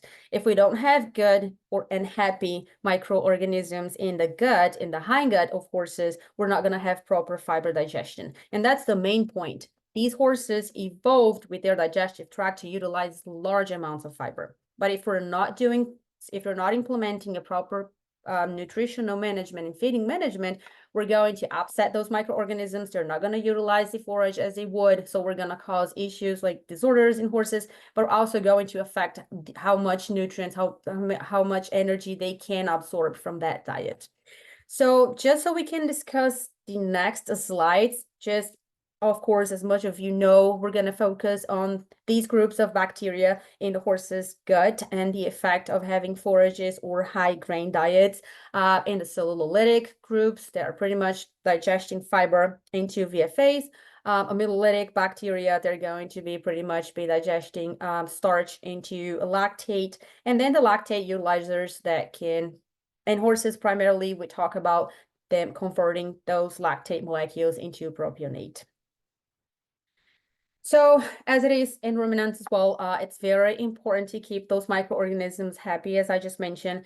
And for them, the ideal pH in the hindgut would be between 6 and 6.8. So it's slightly acidic, so that they can be there in proper proportions and work efficiently in digesting fiber. So here we have the cellulolytic bacteria. So pretty much all of the genus, they are going to be working on digesting fiber. And here, they, as I mentioned before, they're going to function in a pH that is between 6 and 6.8. Of course, there is a wider range depending on the individual, depending on the type of diet. But in this case here, that's the ideal pH that we want for maximum fiber digestion. Because if we start feeding lots of grains, what happens is they're going to, the soluble carbs in those grains are going to end up reaching the hindgut, and they're rapidly fermented. So then we're going to start accumulating acid in the hindgut. And the problem is that the horses are not, same thing that happens to ruminants actually. So the acids are going to build up in the hindgut, and the horses are not capable of absorbing all of that at the same rate that they are being produced. So then the pH starts decreasing. So the environment becomes acidic, and then that's going to affect that cellulolytic bacteria, that population. So we're going to have a decrease in that proportion. And once we have the decrease in cellulolytic bacteria, of course, we're going to have a decrease in fiber digestion. And for that reason, we're going to have reduced VFA production. We're going to have unhappy microorganisms. We can even happen to have increased amount of lactic acid being produced. And this is a concern not only in equine nutrition, but also in cattle nutrition, ruminants nutrition as overall, as we all know. So in this case here, just understanding the importance of having an ideal balance in between forages and grains, if grains are necessary. But ideally, if you want increased or a more efficient fiber digestion, fiber fermentation in the hindgut, we do want to provide lots of fiber. So just to discuss a study here showing pretty much what I just discussed here, but these researchers collected fresh colonic samples of horses that were slaughtered, and they followed up with the owners about the diet that these horses consumed. So they grouped these horses in being horses that were fed forage only diet and horses that were fed high grain diets. So what they were able to show here, and I'm grouping them based on bacteria groups here. So the cellulolytic bacteria. So we have here two genus in here. Horses that were fed grass had those groups in a higher proportion compared to horses that were fed high grain diets. So in this case, of course, fiber digestion is going to be much more efficient because that population is much greater in number, so in proportion, than horses that are fed concentrate. So in this case, horses that are fed concentrate, they're going to have the opposite proportions in the population, because they're going to have an increase, as you can see here, in those amylolytic bacteria, because they're going to have lots of starch in their hindgut. So in this case here, we can see this genus here. So pretty much horses being fed high grain diets, they had those amylolytic bacteria groups population in a higher proportion compared to the horses that had no grain at all. So just showing the consequence of having that, this study here evaluated the dry matter content in different sections of the digestive tract. And I'm just gonna highlight here this right dorsal colon, so one section of the colon. And they were able to notice, so here they had horses fed high starch diet, pretty much the same thing of saying high grain diets, and horses that were fed high forage diets. And they could see that in the colon, horses that were fed high starch diet had increased dry matter. So pretty much what these researchers were able to discuss was that because there was a reduction in, there was a potential reduction in the cellulolytic bacteria, there was a reduction in the rate that dry matter was being digested. So for that reason, the dry matter was higher in animals, in horses being fed high starch diets. So that, in simple terms, reduces dry matter digestibility. And just discussing straight dry matter digestibility in this case, so pretty much this study we did here during my PhD at the University of Florida. So our main objective was actually evaluate rhizoma peanut, which is a legume forage, as a potential replacement for Alfalfa. People do use lots of alfalfa in equine diets just because we all know that alfalfa is really high in nutritive value, but sometimes just too much for horses, too much energy, too much protein, sometimes too much non-structural carbs, which are concerning in horse diets, and very expensive because we don't grow that forage well in Florida, and actually anywhere you grow it in here in the US, in the whole world. Alfalfa, it's pretty much pretty demanding when we're talking about crop production compared to other forages. So in this case, we really wanted to test rhizoma peanut and see how horses would respond on intake, not intake, sorry, digestibility and other factors as well. So my main thing here that I wanted to show you guys is just how these forages, so all horses were fed forage only diet, so 3 different types of hay. So we had Bermuda grass just because that's the common hay fed in Florida, and then compare also primarily rhizoma peanut with to alfalfa. So then pretty much what we saw here, what we had here as nutrient composition of the forages, we saw that as expected here for neutral detergent fiber, so NDF, that forage was alfalfa, sorry, was the hay with the lowest concentration of NDF, whereas Bermuda grass was the forage with the highest concentration of NDF, and rhizoma peanut, as expected, had intermediate fiber, NDF, sorry. So pretty much when considering all of the nutrients offered here, we could see that potentially because of the fiber, there was, they pretty much were inverted. So whatever forage, in this case, alfalfa had the lowest fiber concentration, had the greatest dry matter digestibility, and that happens to Bermuda grass as well, having the greatest NDF concentration. It had the lowest dry matter digestibility. But what was interesting here is that we saw similar NDF digestibility, even if the fiber components here differed in concentration. So pretty much what we hypothesize here is that, of course, because of the concentration of fiber, so that reduces the rate of passage, so that pretty much slows how quick the feed can go through the whole digestive tract. So then that forage spend a bit longer in the hindgut, so the microorganisms have more time to be able to digest that fiber. So for that reason, all of the forages provided similar neutral detergent fiber digestibility. So that's our hypothesis. So pretty much here, just understanding that the fiber will affect how much nutrients the forage can get from a diet. Of course, as you can see here, include protein as well, having alfalfa with the highest and Bermuda grass with the lowest.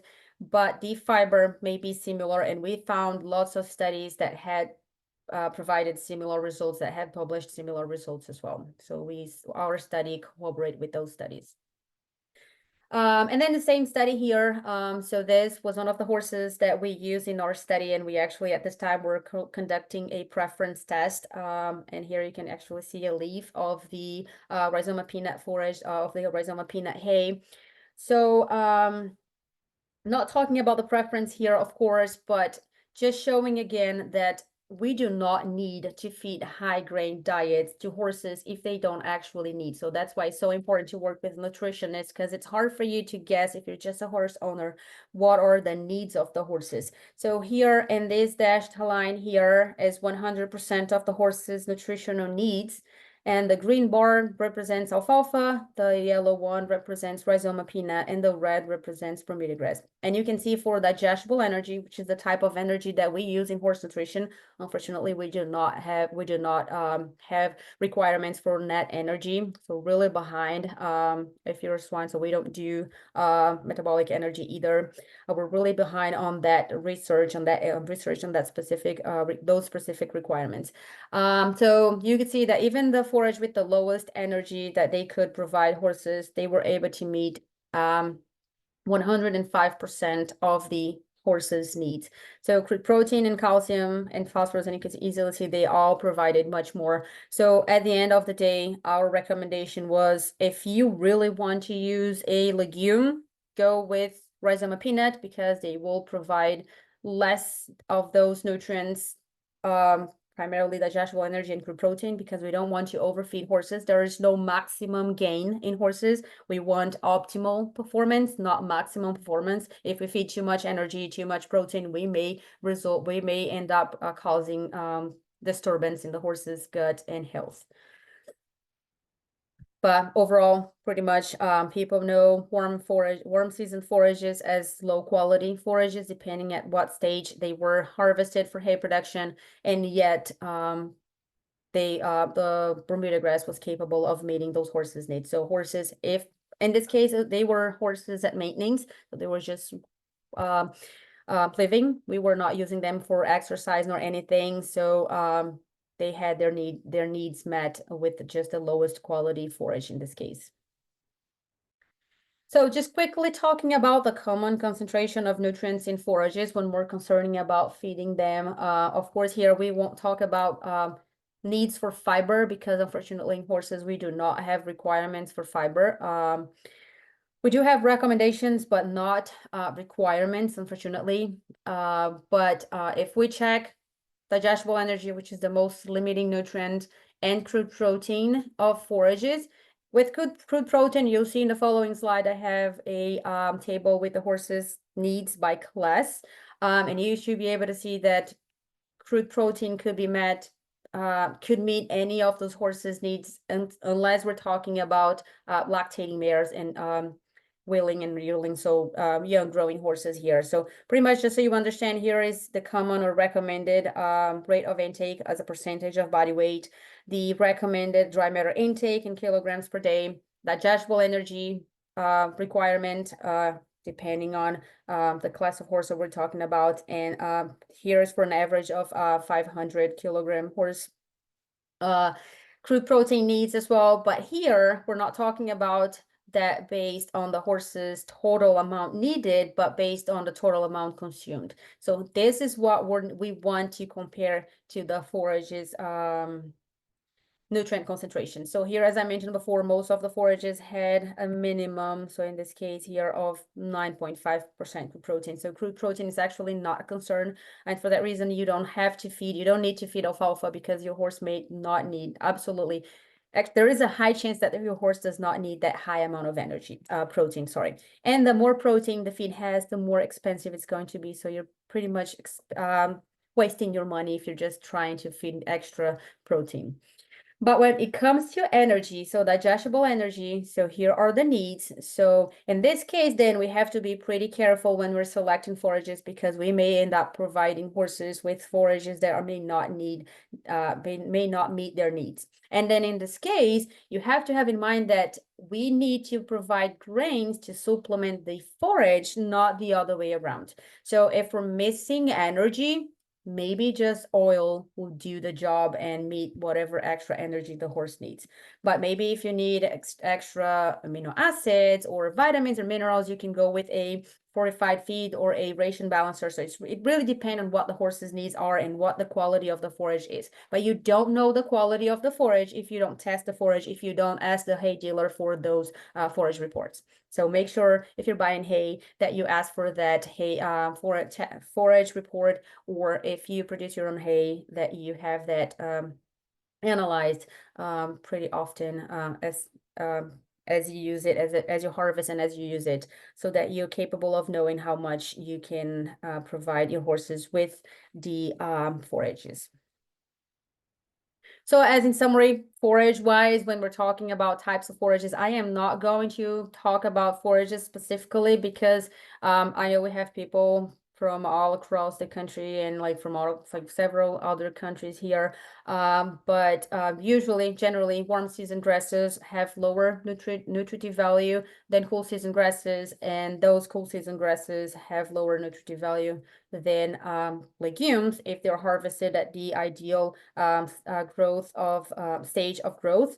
Of course, if we harvest a warm season grass at a younger stage compared to a legume that is much more mature, they're gonna have similar, or even the warm season grasses will have much better nutritive value. But when we're considering the ideal timing for harvesting those, that's usually what happens.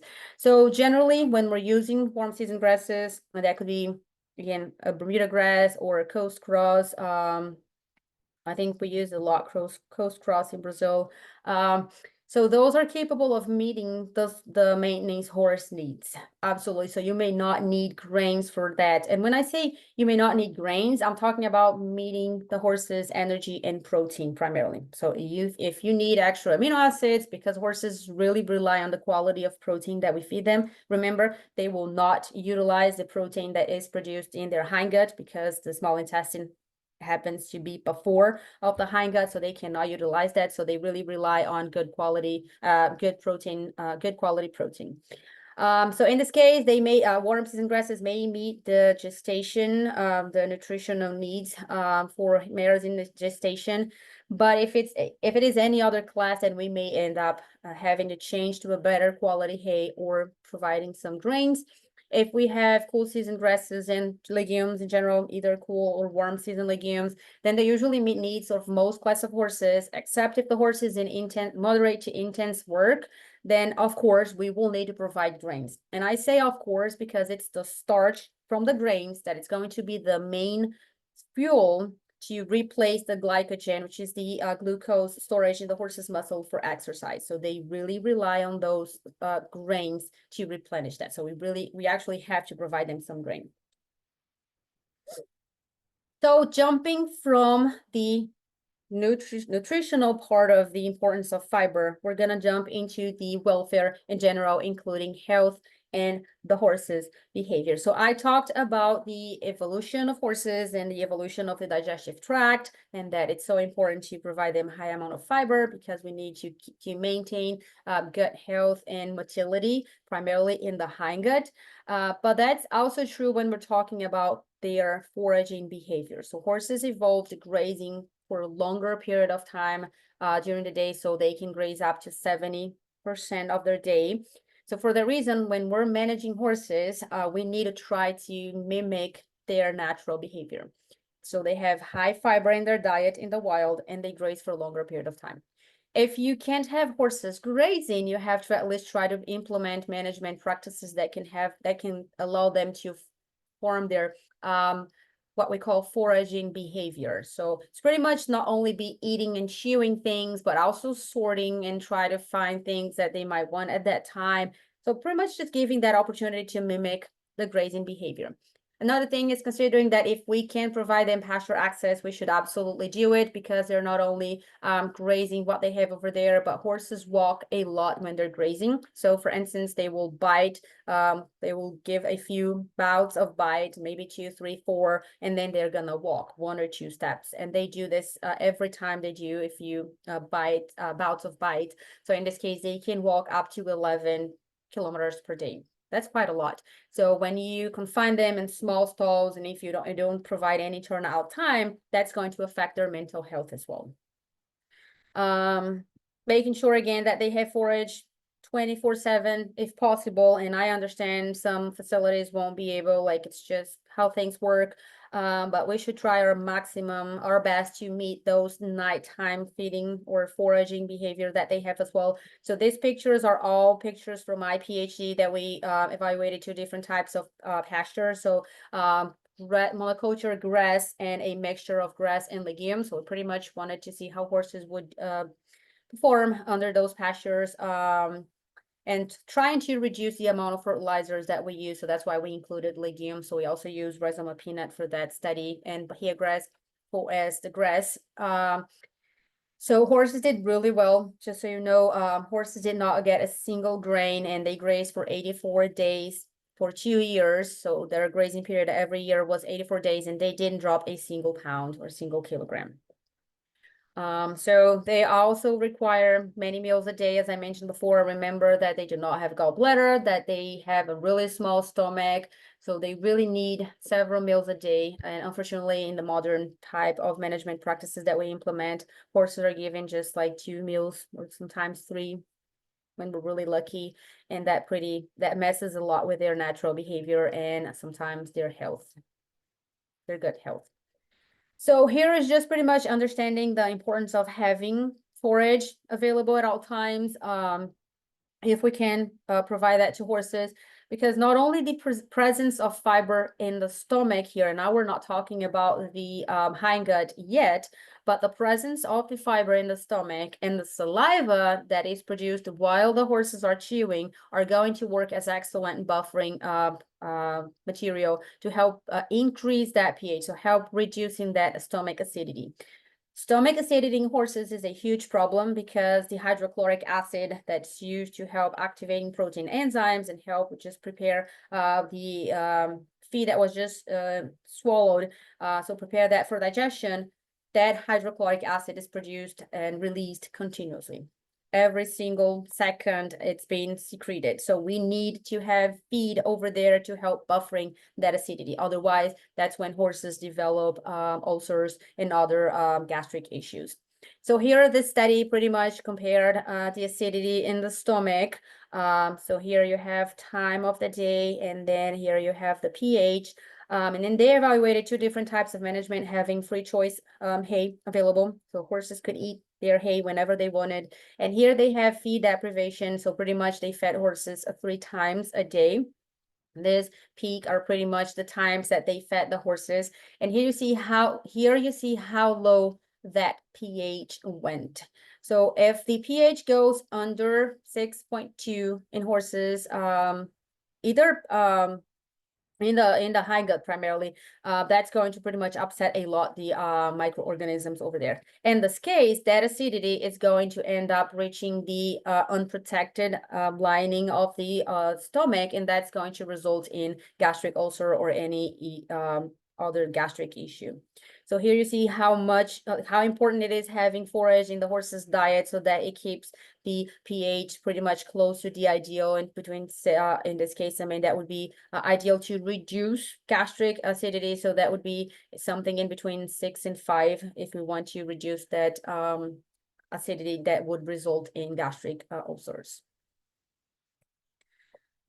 So here it's pretty much talking about how important it is have the horses foraging most of the time. In horses, their salivary production is pretty much depending on how much they chew. So the more they chew, the more saliva they're capable of producing, and the more they can help buffer that acidity in the stomach. So this study here compared different types of feeds that are offered to horses, and they were able to show differences in rate of intake, so how long they would spend consuming 1 kilogram of every single feed here.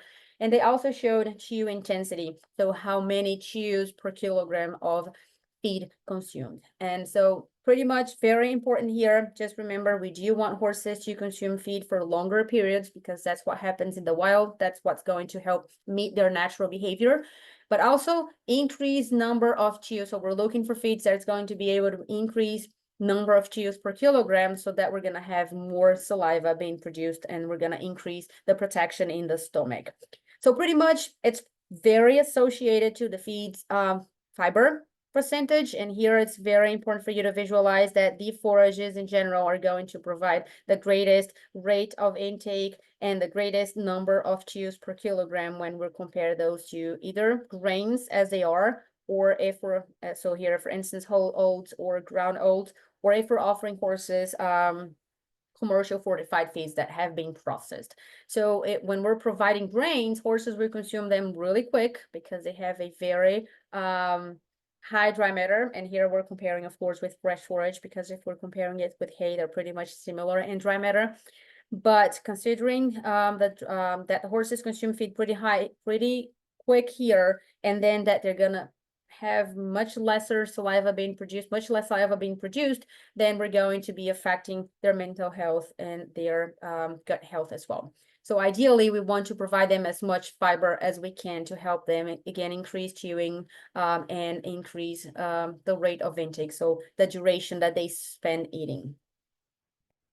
Just another study here, pretty similar, evaluated 2 different, actually the same hay, but one that was just regular hay. The other one was moisturized, so was put in water for a few minutes, and then compared to grains as well. And they could show pretty much the same thing. Hay in general, because of its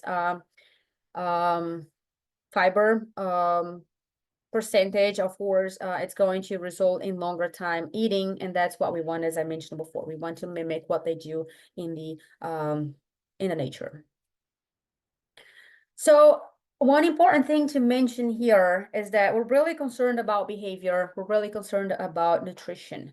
So we absolutely can meet nutritional energy, protein, and other nutrients needs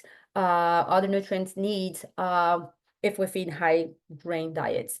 But yet, even if we're meeting the nutritional needs of the horses, that need for foraging time will remain. And that is very important because no matter what type of diet you're providing, the most expensive, the best diets, the best grain, if the horse is not mentally healthy, they're not going to perform well. So we're going to be affecting their mental health, their gut health as well. So we need to make sure we're trying to balance that and meet the horse's needs for sure, for nutrients and energy, but also meet the horse's behavioral needs. So the lack of foraging time, the lack of chewing time in horses has been highly associated with abnormal behavior. Some people call them stereotypes. It's pretty much like repetitive behavior with no goal, no specific goal. So those are what we call stereotypic behaviors. So pretty much like wood chewing, it's pretty common in horses that are fed really low forage diets or really low fiber concentration in their diet. So people have also shown that horses will start cribbing or may start cribbing actually if they don't have enough quantity of forages in their diet and if they are being fed high grain, high concentrate forages. So just so you understand here pretty quick, we don't want horses to be bored. Like stereotypes are not so we don't want horses to perform stereotypes because they're not, so they are associated with poor mental health. And if the horses are doing this, they're bored. If they're bored, it's because they're not getting enough forage. That's the main point. So this study here evaluated 3 different groups of horses. So one of them was horses that did not have any stereotypic behavior. The other group was horses that were cribbers. And if you don't know what a cribbing horse is, it's pretty much a horse that's going to be swallowing air. But for that, they're going to grasp a specific hard structure and just going to suck air and inhale the air. And one of the main issues with that, one of them, there's lots of issues, but is that when they're grasping that hard structure, they're going to wear the teeth really bad. And remember, I mentioned that they rely on those incisors for grazing and for eating in general. If they are wearing those incisors pretty bad, that's going to affect how well they can acquire forages. So pretty much acquire feed in general. So pretty much this study shows here that there are bouts of increased frequency of cribbing here immediately before feeding and then right after feeding as well. So their discussion was pretty much about, and other studies that have been studying stereotypes have shown that they are associated primarily to, again, boredom. Of course, so if they're not being fed, they're going to start getting anxious, and then they start cribbing or performing whatever other stereotypic behavior they present. But then people are just not sure what was going on by having the horses increase events of cribbing after being fed. And pretty much some studies have shown association between starting the fermentation fiber in their digestive tract, in their gut, and the appearance or the frequency of those stereotypic behavior. So the association between fiber fermentation initial, so the initial process of fiber fermentation in the hindgut and the presence of those behavior, it's actually not truly described why that happened, but people have shown that.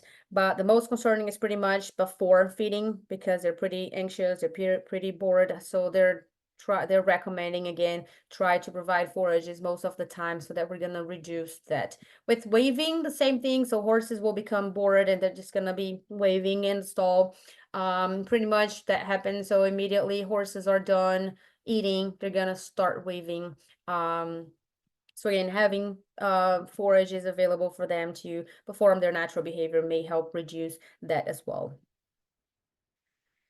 So this other study here pretty much compared two groups of horses, one being fed high starch diets, so high grain diets. The other group was fed high forage diet. And here pretty much what they show was grades or score of lesions in the stomach of horses. As I mentioned before, high grain diets is pretty common. Gastric ulcer in horses is pretty common, are pretty common as well. And it's pretty much because it's very common for people to provide those high grains. So pretty much what they saw here is that providing high starch diets increase score of stomach lesions, resulting in more severe ulcers in horses. So here they showed that happening in the glandular region, which is where we have the cells, they're going to be secreting hydrochloric acid and all of the substances that are components of the gastric juice. In the squamous region, we don't have glands over there, so we don't have cells producing anything in the horse's stomach. But at the same time, they also don't produce mucus for protection of their own cells. So those are commonly associated. So those are common. So it's common to find ulcers in horses in this region when horses are athlete horses, because when they're exercising, it's pretty much like mixing the whole content and just balancing that whole, not mixing the whole content in the stomach is going to end up getting the acidic content in the bottom part, which is the glandular region, to the upper part of the stomach in the non-glandular region, which is the squamous region. And that's when it harms and horses get it harms the non-glandular region and horses get ulcers in those regions. But in this case, these horses were not athlete horses, so they pretty much didn't see anything in the non-glandular region, which is this one here at the bottom. So they also showed pictures of horses that were fed high starch diets here. So they were able to show multiple lacerations, so multiple ulcerations in the stomach of those horses, and they did not find a single ulcer.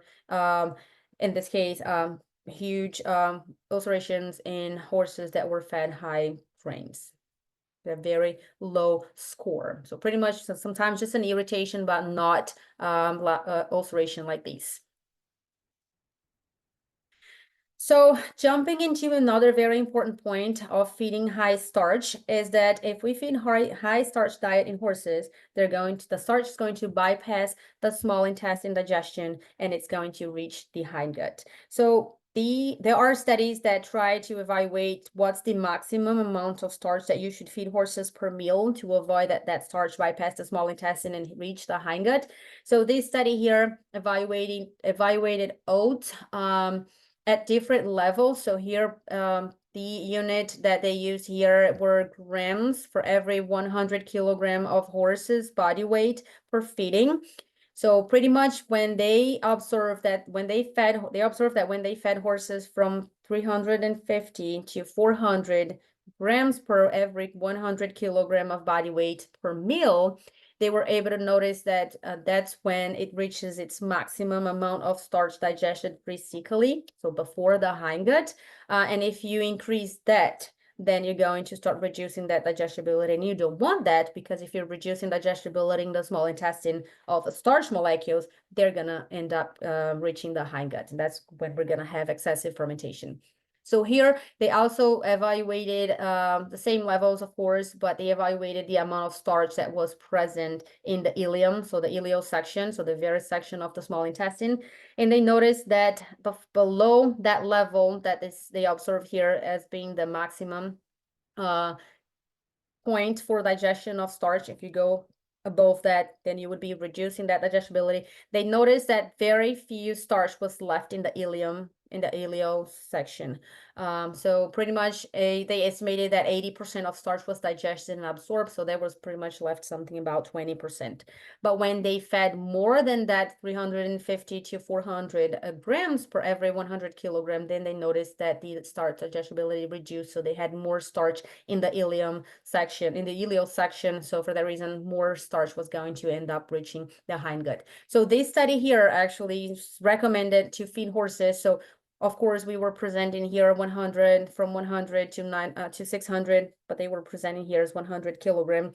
So by simplifying, they recommended 3.5 to 4 grams of starch per every kilogram of horse per meal. So that means that that's the maximum amount that you should provide horses per meal. So if horses need more grains in their diet, it's fine. It's not ideal, but it's fine. But you have to spread those meals. So maybe not feed 2 meals, but feed 3, 4, depending on the amount of grains that you have to offer the horses to feed the horses. So a pretty similar study also evaluated what would be the maximum capability of the small intestine to digest starch, but they've used different levels. So they've used 1 to 2, 2 to 3, and 3 to 4. It's pretty similar to the previous study I presented here. But they used 2 different sources, and what they were able, because the previous study used oats, this one used oats and corn. So what they was capable to show was that oats actually did not show any reduction in the fecal pH. Pretty much the starch that reached the hindgut did not affect fecal pH, but corn at the level of 3 to 4, so let's say 3.5 grams for every kilogram of body weight, was capable of reducing the pH in the hindgut, so that pH was lower than 6, which indicates subclinical acidosis. So we're affecting the microbial population. We're going to, for sure, cause a disorder in the horse. So pretty much in this study, recommends feeding instead of 3.5, recommends feeding 0.2, regardless of which source of starch you're using, just to be in the safest position here.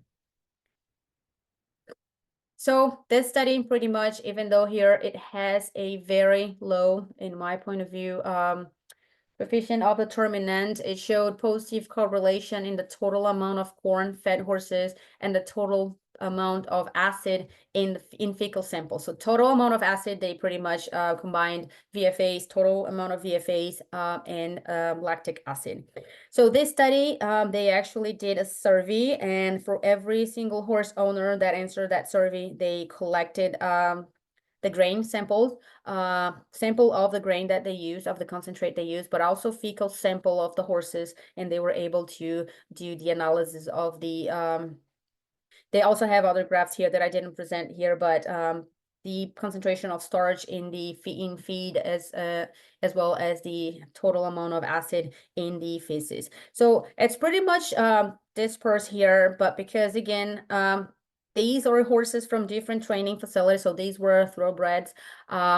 And there are lots of things that we can control, and I think that's what played a role in this very low coefficient of determinant, but yet still significant. So I'm quite sure if they had controlled the horses, they would see a very high coefficient of determinant and a very high association, because lots of other studies were able to show that. Excuse me.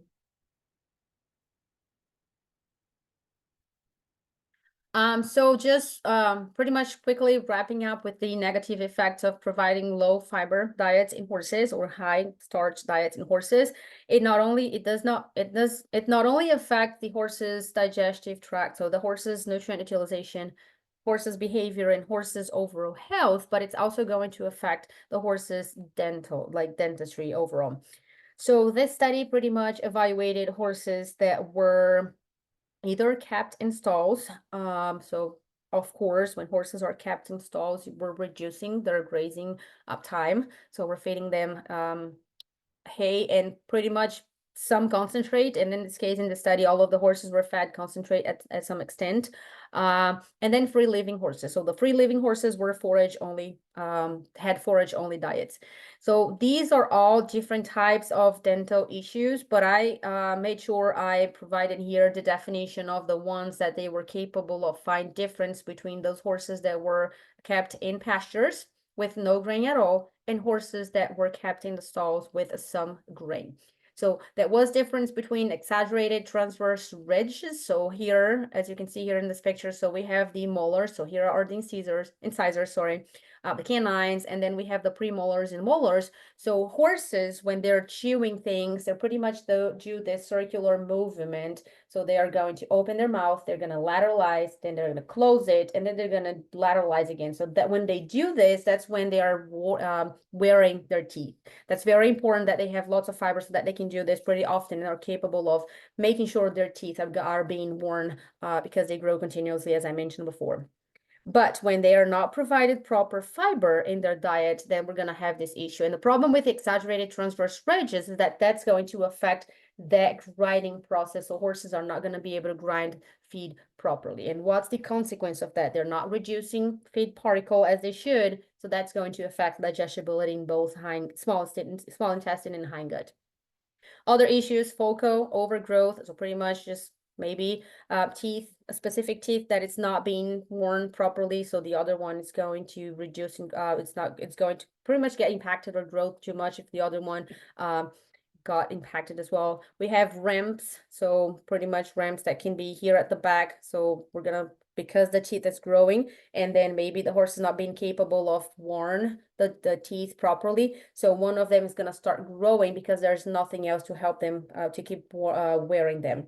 So that could be here at the back, that could be here in the front as well. And then periodontal diseases, so any inflammation around the teeth itself, like gum inflammation. So all of that is going to affect how well the horses can chew. And we saw how important chew is, how well the horses can utilize nutrients. So for that reason, that's also going to cause discomfort to horses because, of course, gum inflammation is painful. So horses may not even be willing to eat because of that. So it's also important to make sure they have enough fiber in their diet so that we're reducing those dental disorders. And then the very last 3 slides, I just wanted to bring very simple information and simple recommendations because some people are just unsure of what would be the amount of forage that they should offer horses on a daily basis. Again, we don't have fiber requirements, so it's pretty hard for us to tell you, like, make sure you fit this amount of NDF. We don't have physically effective fiber requirements, but it is recommended that horses, regardless of the class, to be provided 2% of the horse's body weight. Some classes will need a bit more, some classes will be a bit less than that, but pretty much goes around that 2% of the horse's body weight. But when we're talking about the amount of forage that we have to offer horses, by compiling all of those studies, we saw that so horses researchers see that the minimum forage in the diet recommended should be 1.25. Again, to help improve mental health, to help improve behavior, to help reduce issues, health, gut issues. And in this case, overall, we're going to have horses with improved overall health. And then just pretty quick, I really wanted to mention this. Some people are just really concerned on how to estimate how much forages horses consume if they're being kept in pastures. So there is actually this equation here that you can use to try to estimate a horse's consumption of forage per hour.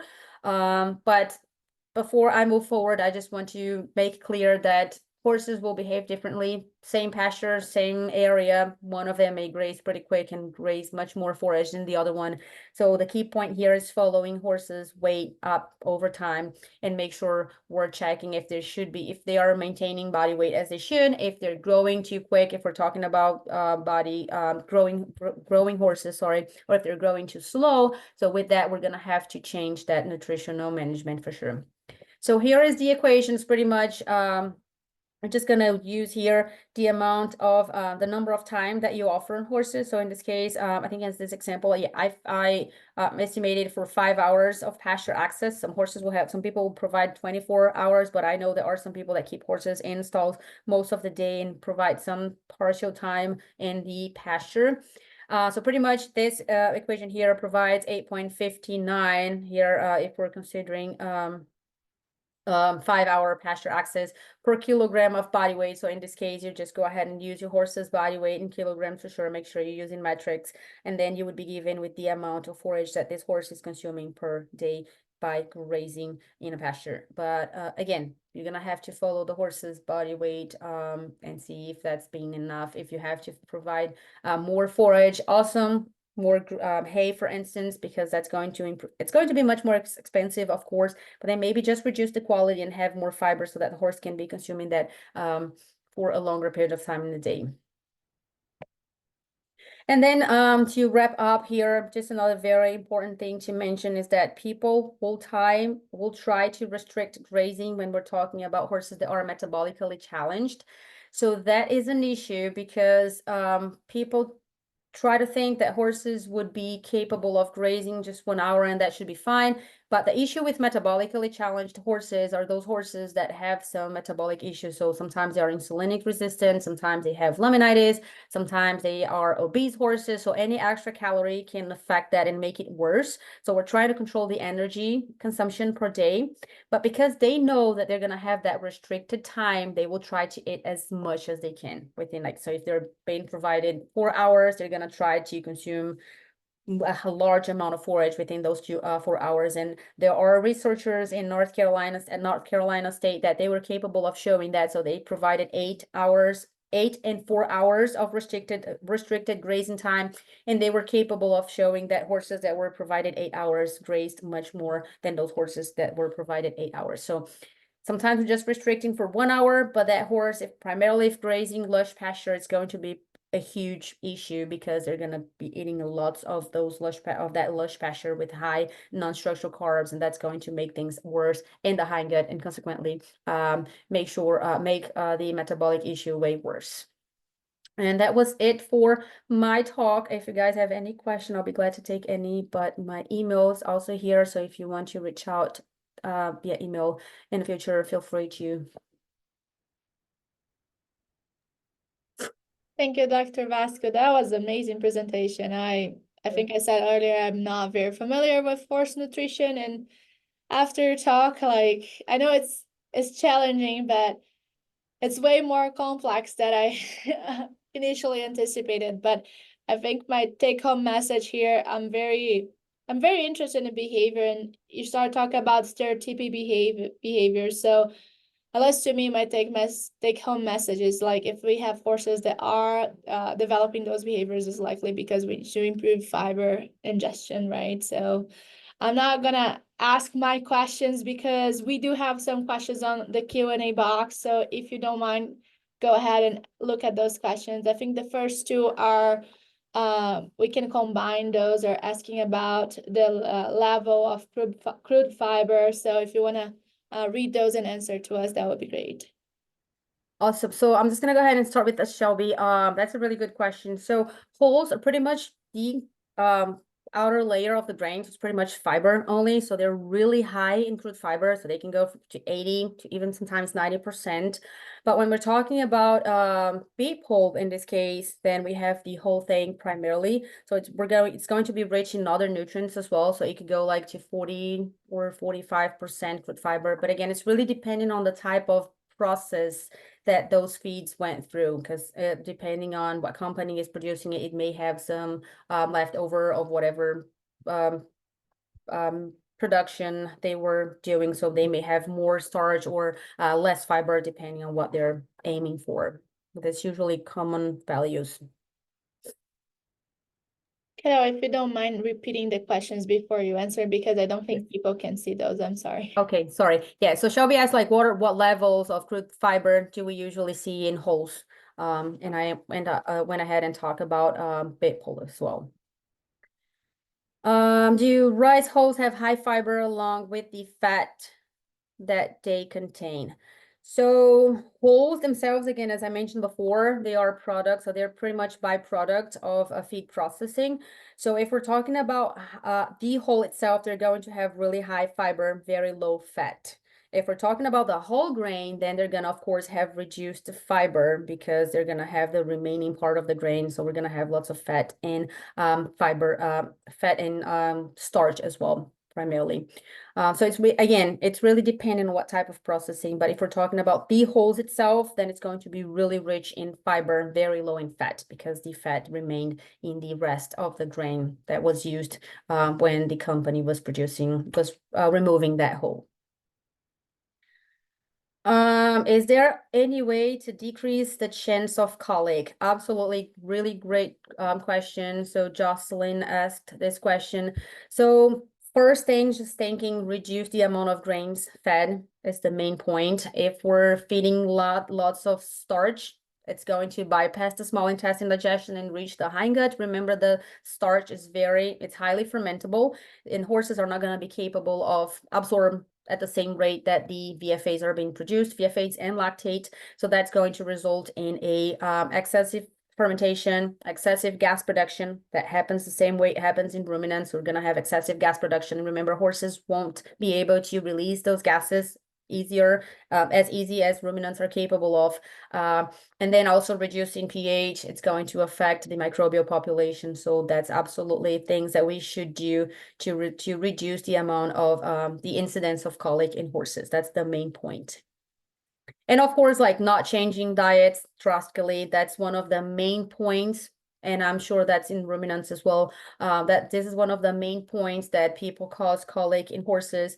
And that's another thing to remember, that when you're feeding grains to horses, you want to make sure you're never out of that grain. Because if you end up realizing that you're out of grain for tomorrow and the company tells you that they're not going to be there in 2 days, so you're gonna have your horse consuming that normal diet, and then in the following day it's going to be 100% fiber. So that's absolutely going to upset the microorganism, and you're absolutely going to cause colic.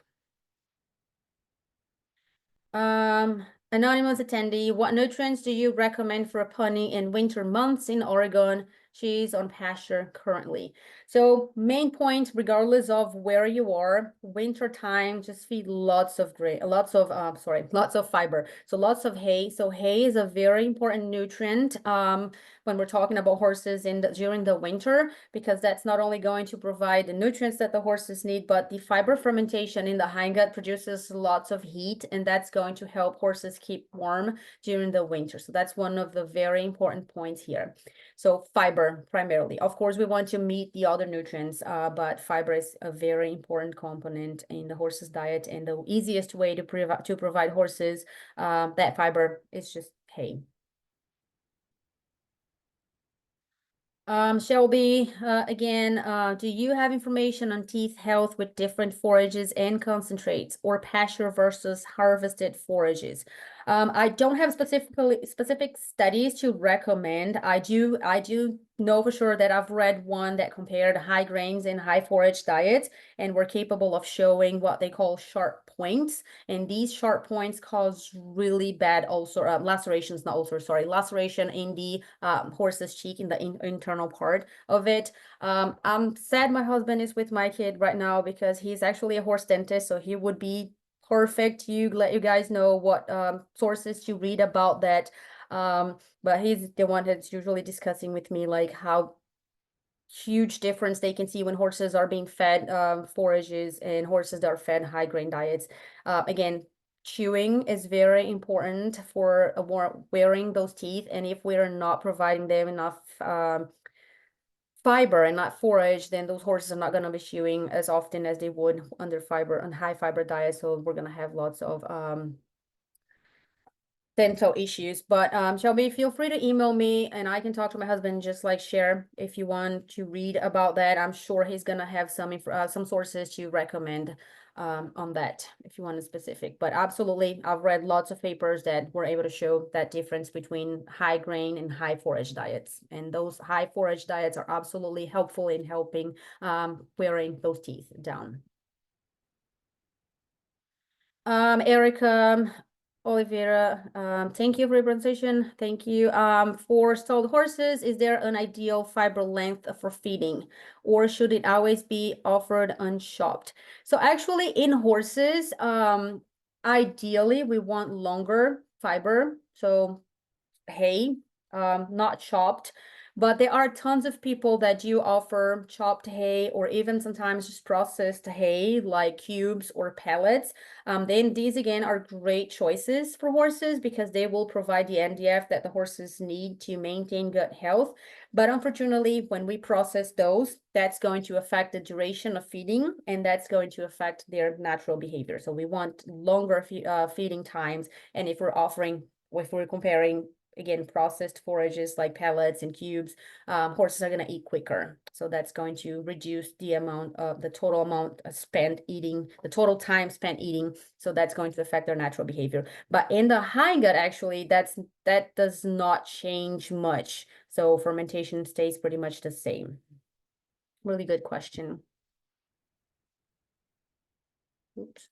Then Erica, again, there is a practice of adding water to grain-based feeds, especially oats, to aid in a horse's digestion. Do you think this practice plays an important role in preventing colic?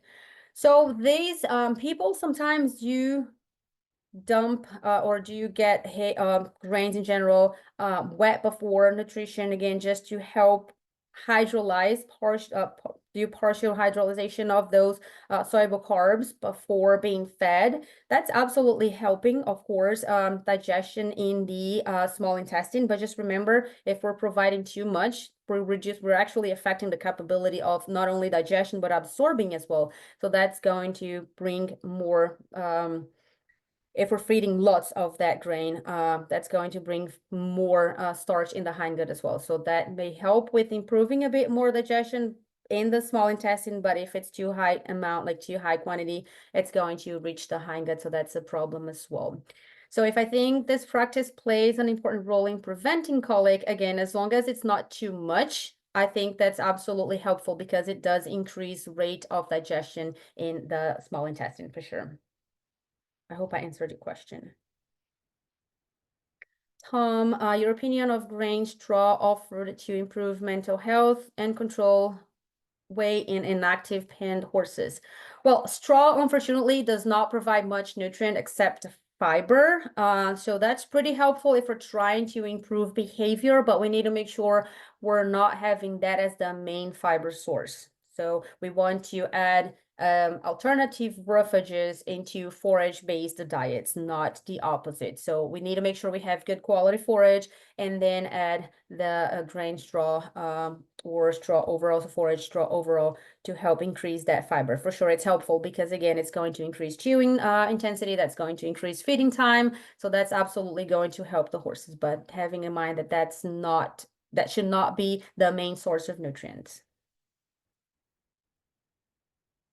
So Shelby, dry matter intake on pasture depends on forage stubble height. Absolutely. Primarily, if we're talking about horses, because they do graze really short on ground because they have their mobile lips and their incisors, so that help them graze really short. So do you know the stubble height on studies you presented? So no, I don't, because I don't remember if I even looked for that information.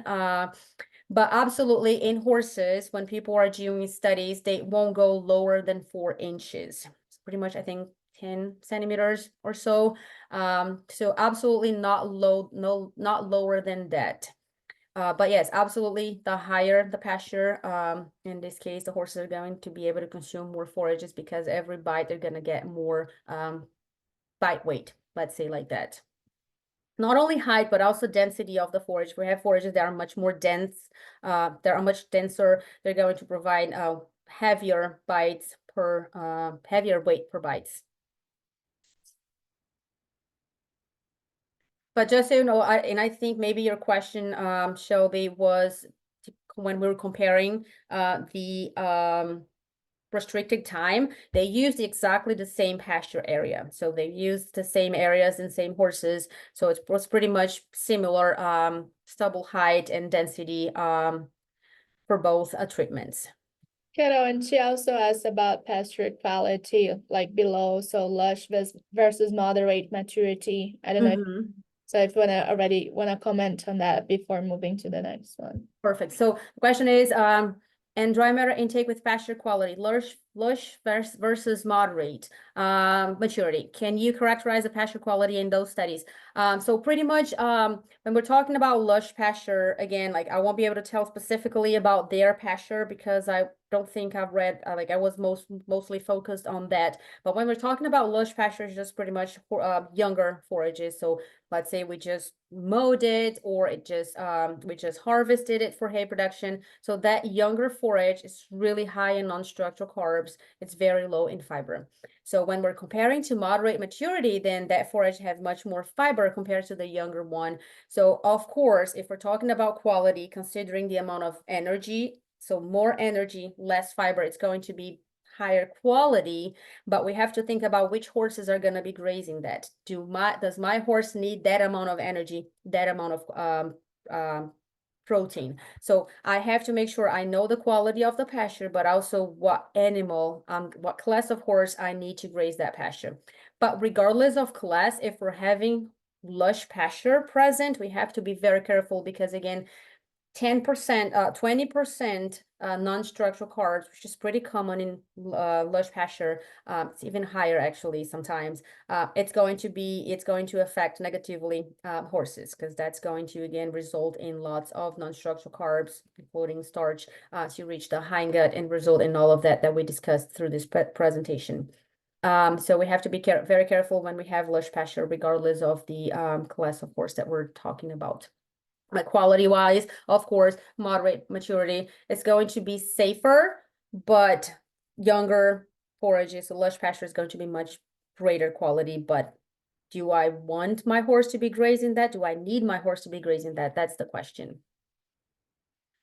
In horses, again, it's not always higher quality, higher performance. Again, we're looking for optimal performance because we keep those horses for 20, 30 years. Like we're not slaughtering them anytime. Ramonda Thompson, so no questions, just wanted to say great horse nutrition and fiber needs presentation. Thank you. Yeah, Shelby, I think we have covered all the questions, Carol. I think those are all comments and, saying that you did an amazing job. Thank you. And I'll have to say that Shelby has a lot of questions because she is actually hosting a watch party for RancHER. So I think she has about 20 women together in a restaurant. That's So cool. Shelby is an extension agent with us at OSU. So I think that's why she got so many questions. Yeah, feel free to reach out to me, Shelby, whenever you want. I'll be glad to share whatever I have, whatever information I have. And if I don't know, I'm gonna have someone that I know knows to answer your questions. We get the ways, right? We'll figure out Right. somehow. It's always a depend answer. And I'm in We'll get Kentucky, to so it. I know tons of horse people that will talk about anything you want. So just let me know what you need. Thank you. I appreciate that. I guess with that, I would like to bring Brandi back if you're there, Brandi. There she is. Hello. I would like to thank you both very much for joining us. I definitely learned a lot. And I'm really happy, like to see you both, like you just said in the middle of the meeting, like, oh, life is happening. My husband is taking care of my kids. And, I mean, always super women being super powerful. And I love that. So I really appreciate it. And, I want to go ahead and finish with our door pricing. So we do have still 31 people join, that is online. They are online. So Brandi, if you don't mind giving me a number from 0 to 3. How about 3? Okay. So cut out 0 to 1. 1. Okay, so that makes our number 31, and that will be Veronica Spencer. So Veronica, please reach out to me, or I will reach out to you later by email to give your gift card. So with that, we finished our night. And again, thank you very much to you both and everybody that stay with us till the end. Tomorrow we're gonna be here with Dr. Ana Clara Menezes and Dr. Cecily Bishop. They're both gonna be speaking on cattle nutrition, ruminant nutrition, microminerals, vitamins, fetal programming, and reproduction. So I'm very excited for that talk tomorrow too. And with that, one more time, thank you both, ladies. Really appreciate your time and sharing a little bit of your knowledge with us. And that's it. Thank you very much. Have a good night. See you tomorrow. Thanks for having me. Thanks for having us and thanks for organizing this, Juliana. Thank Yes. you. Good night. Bye.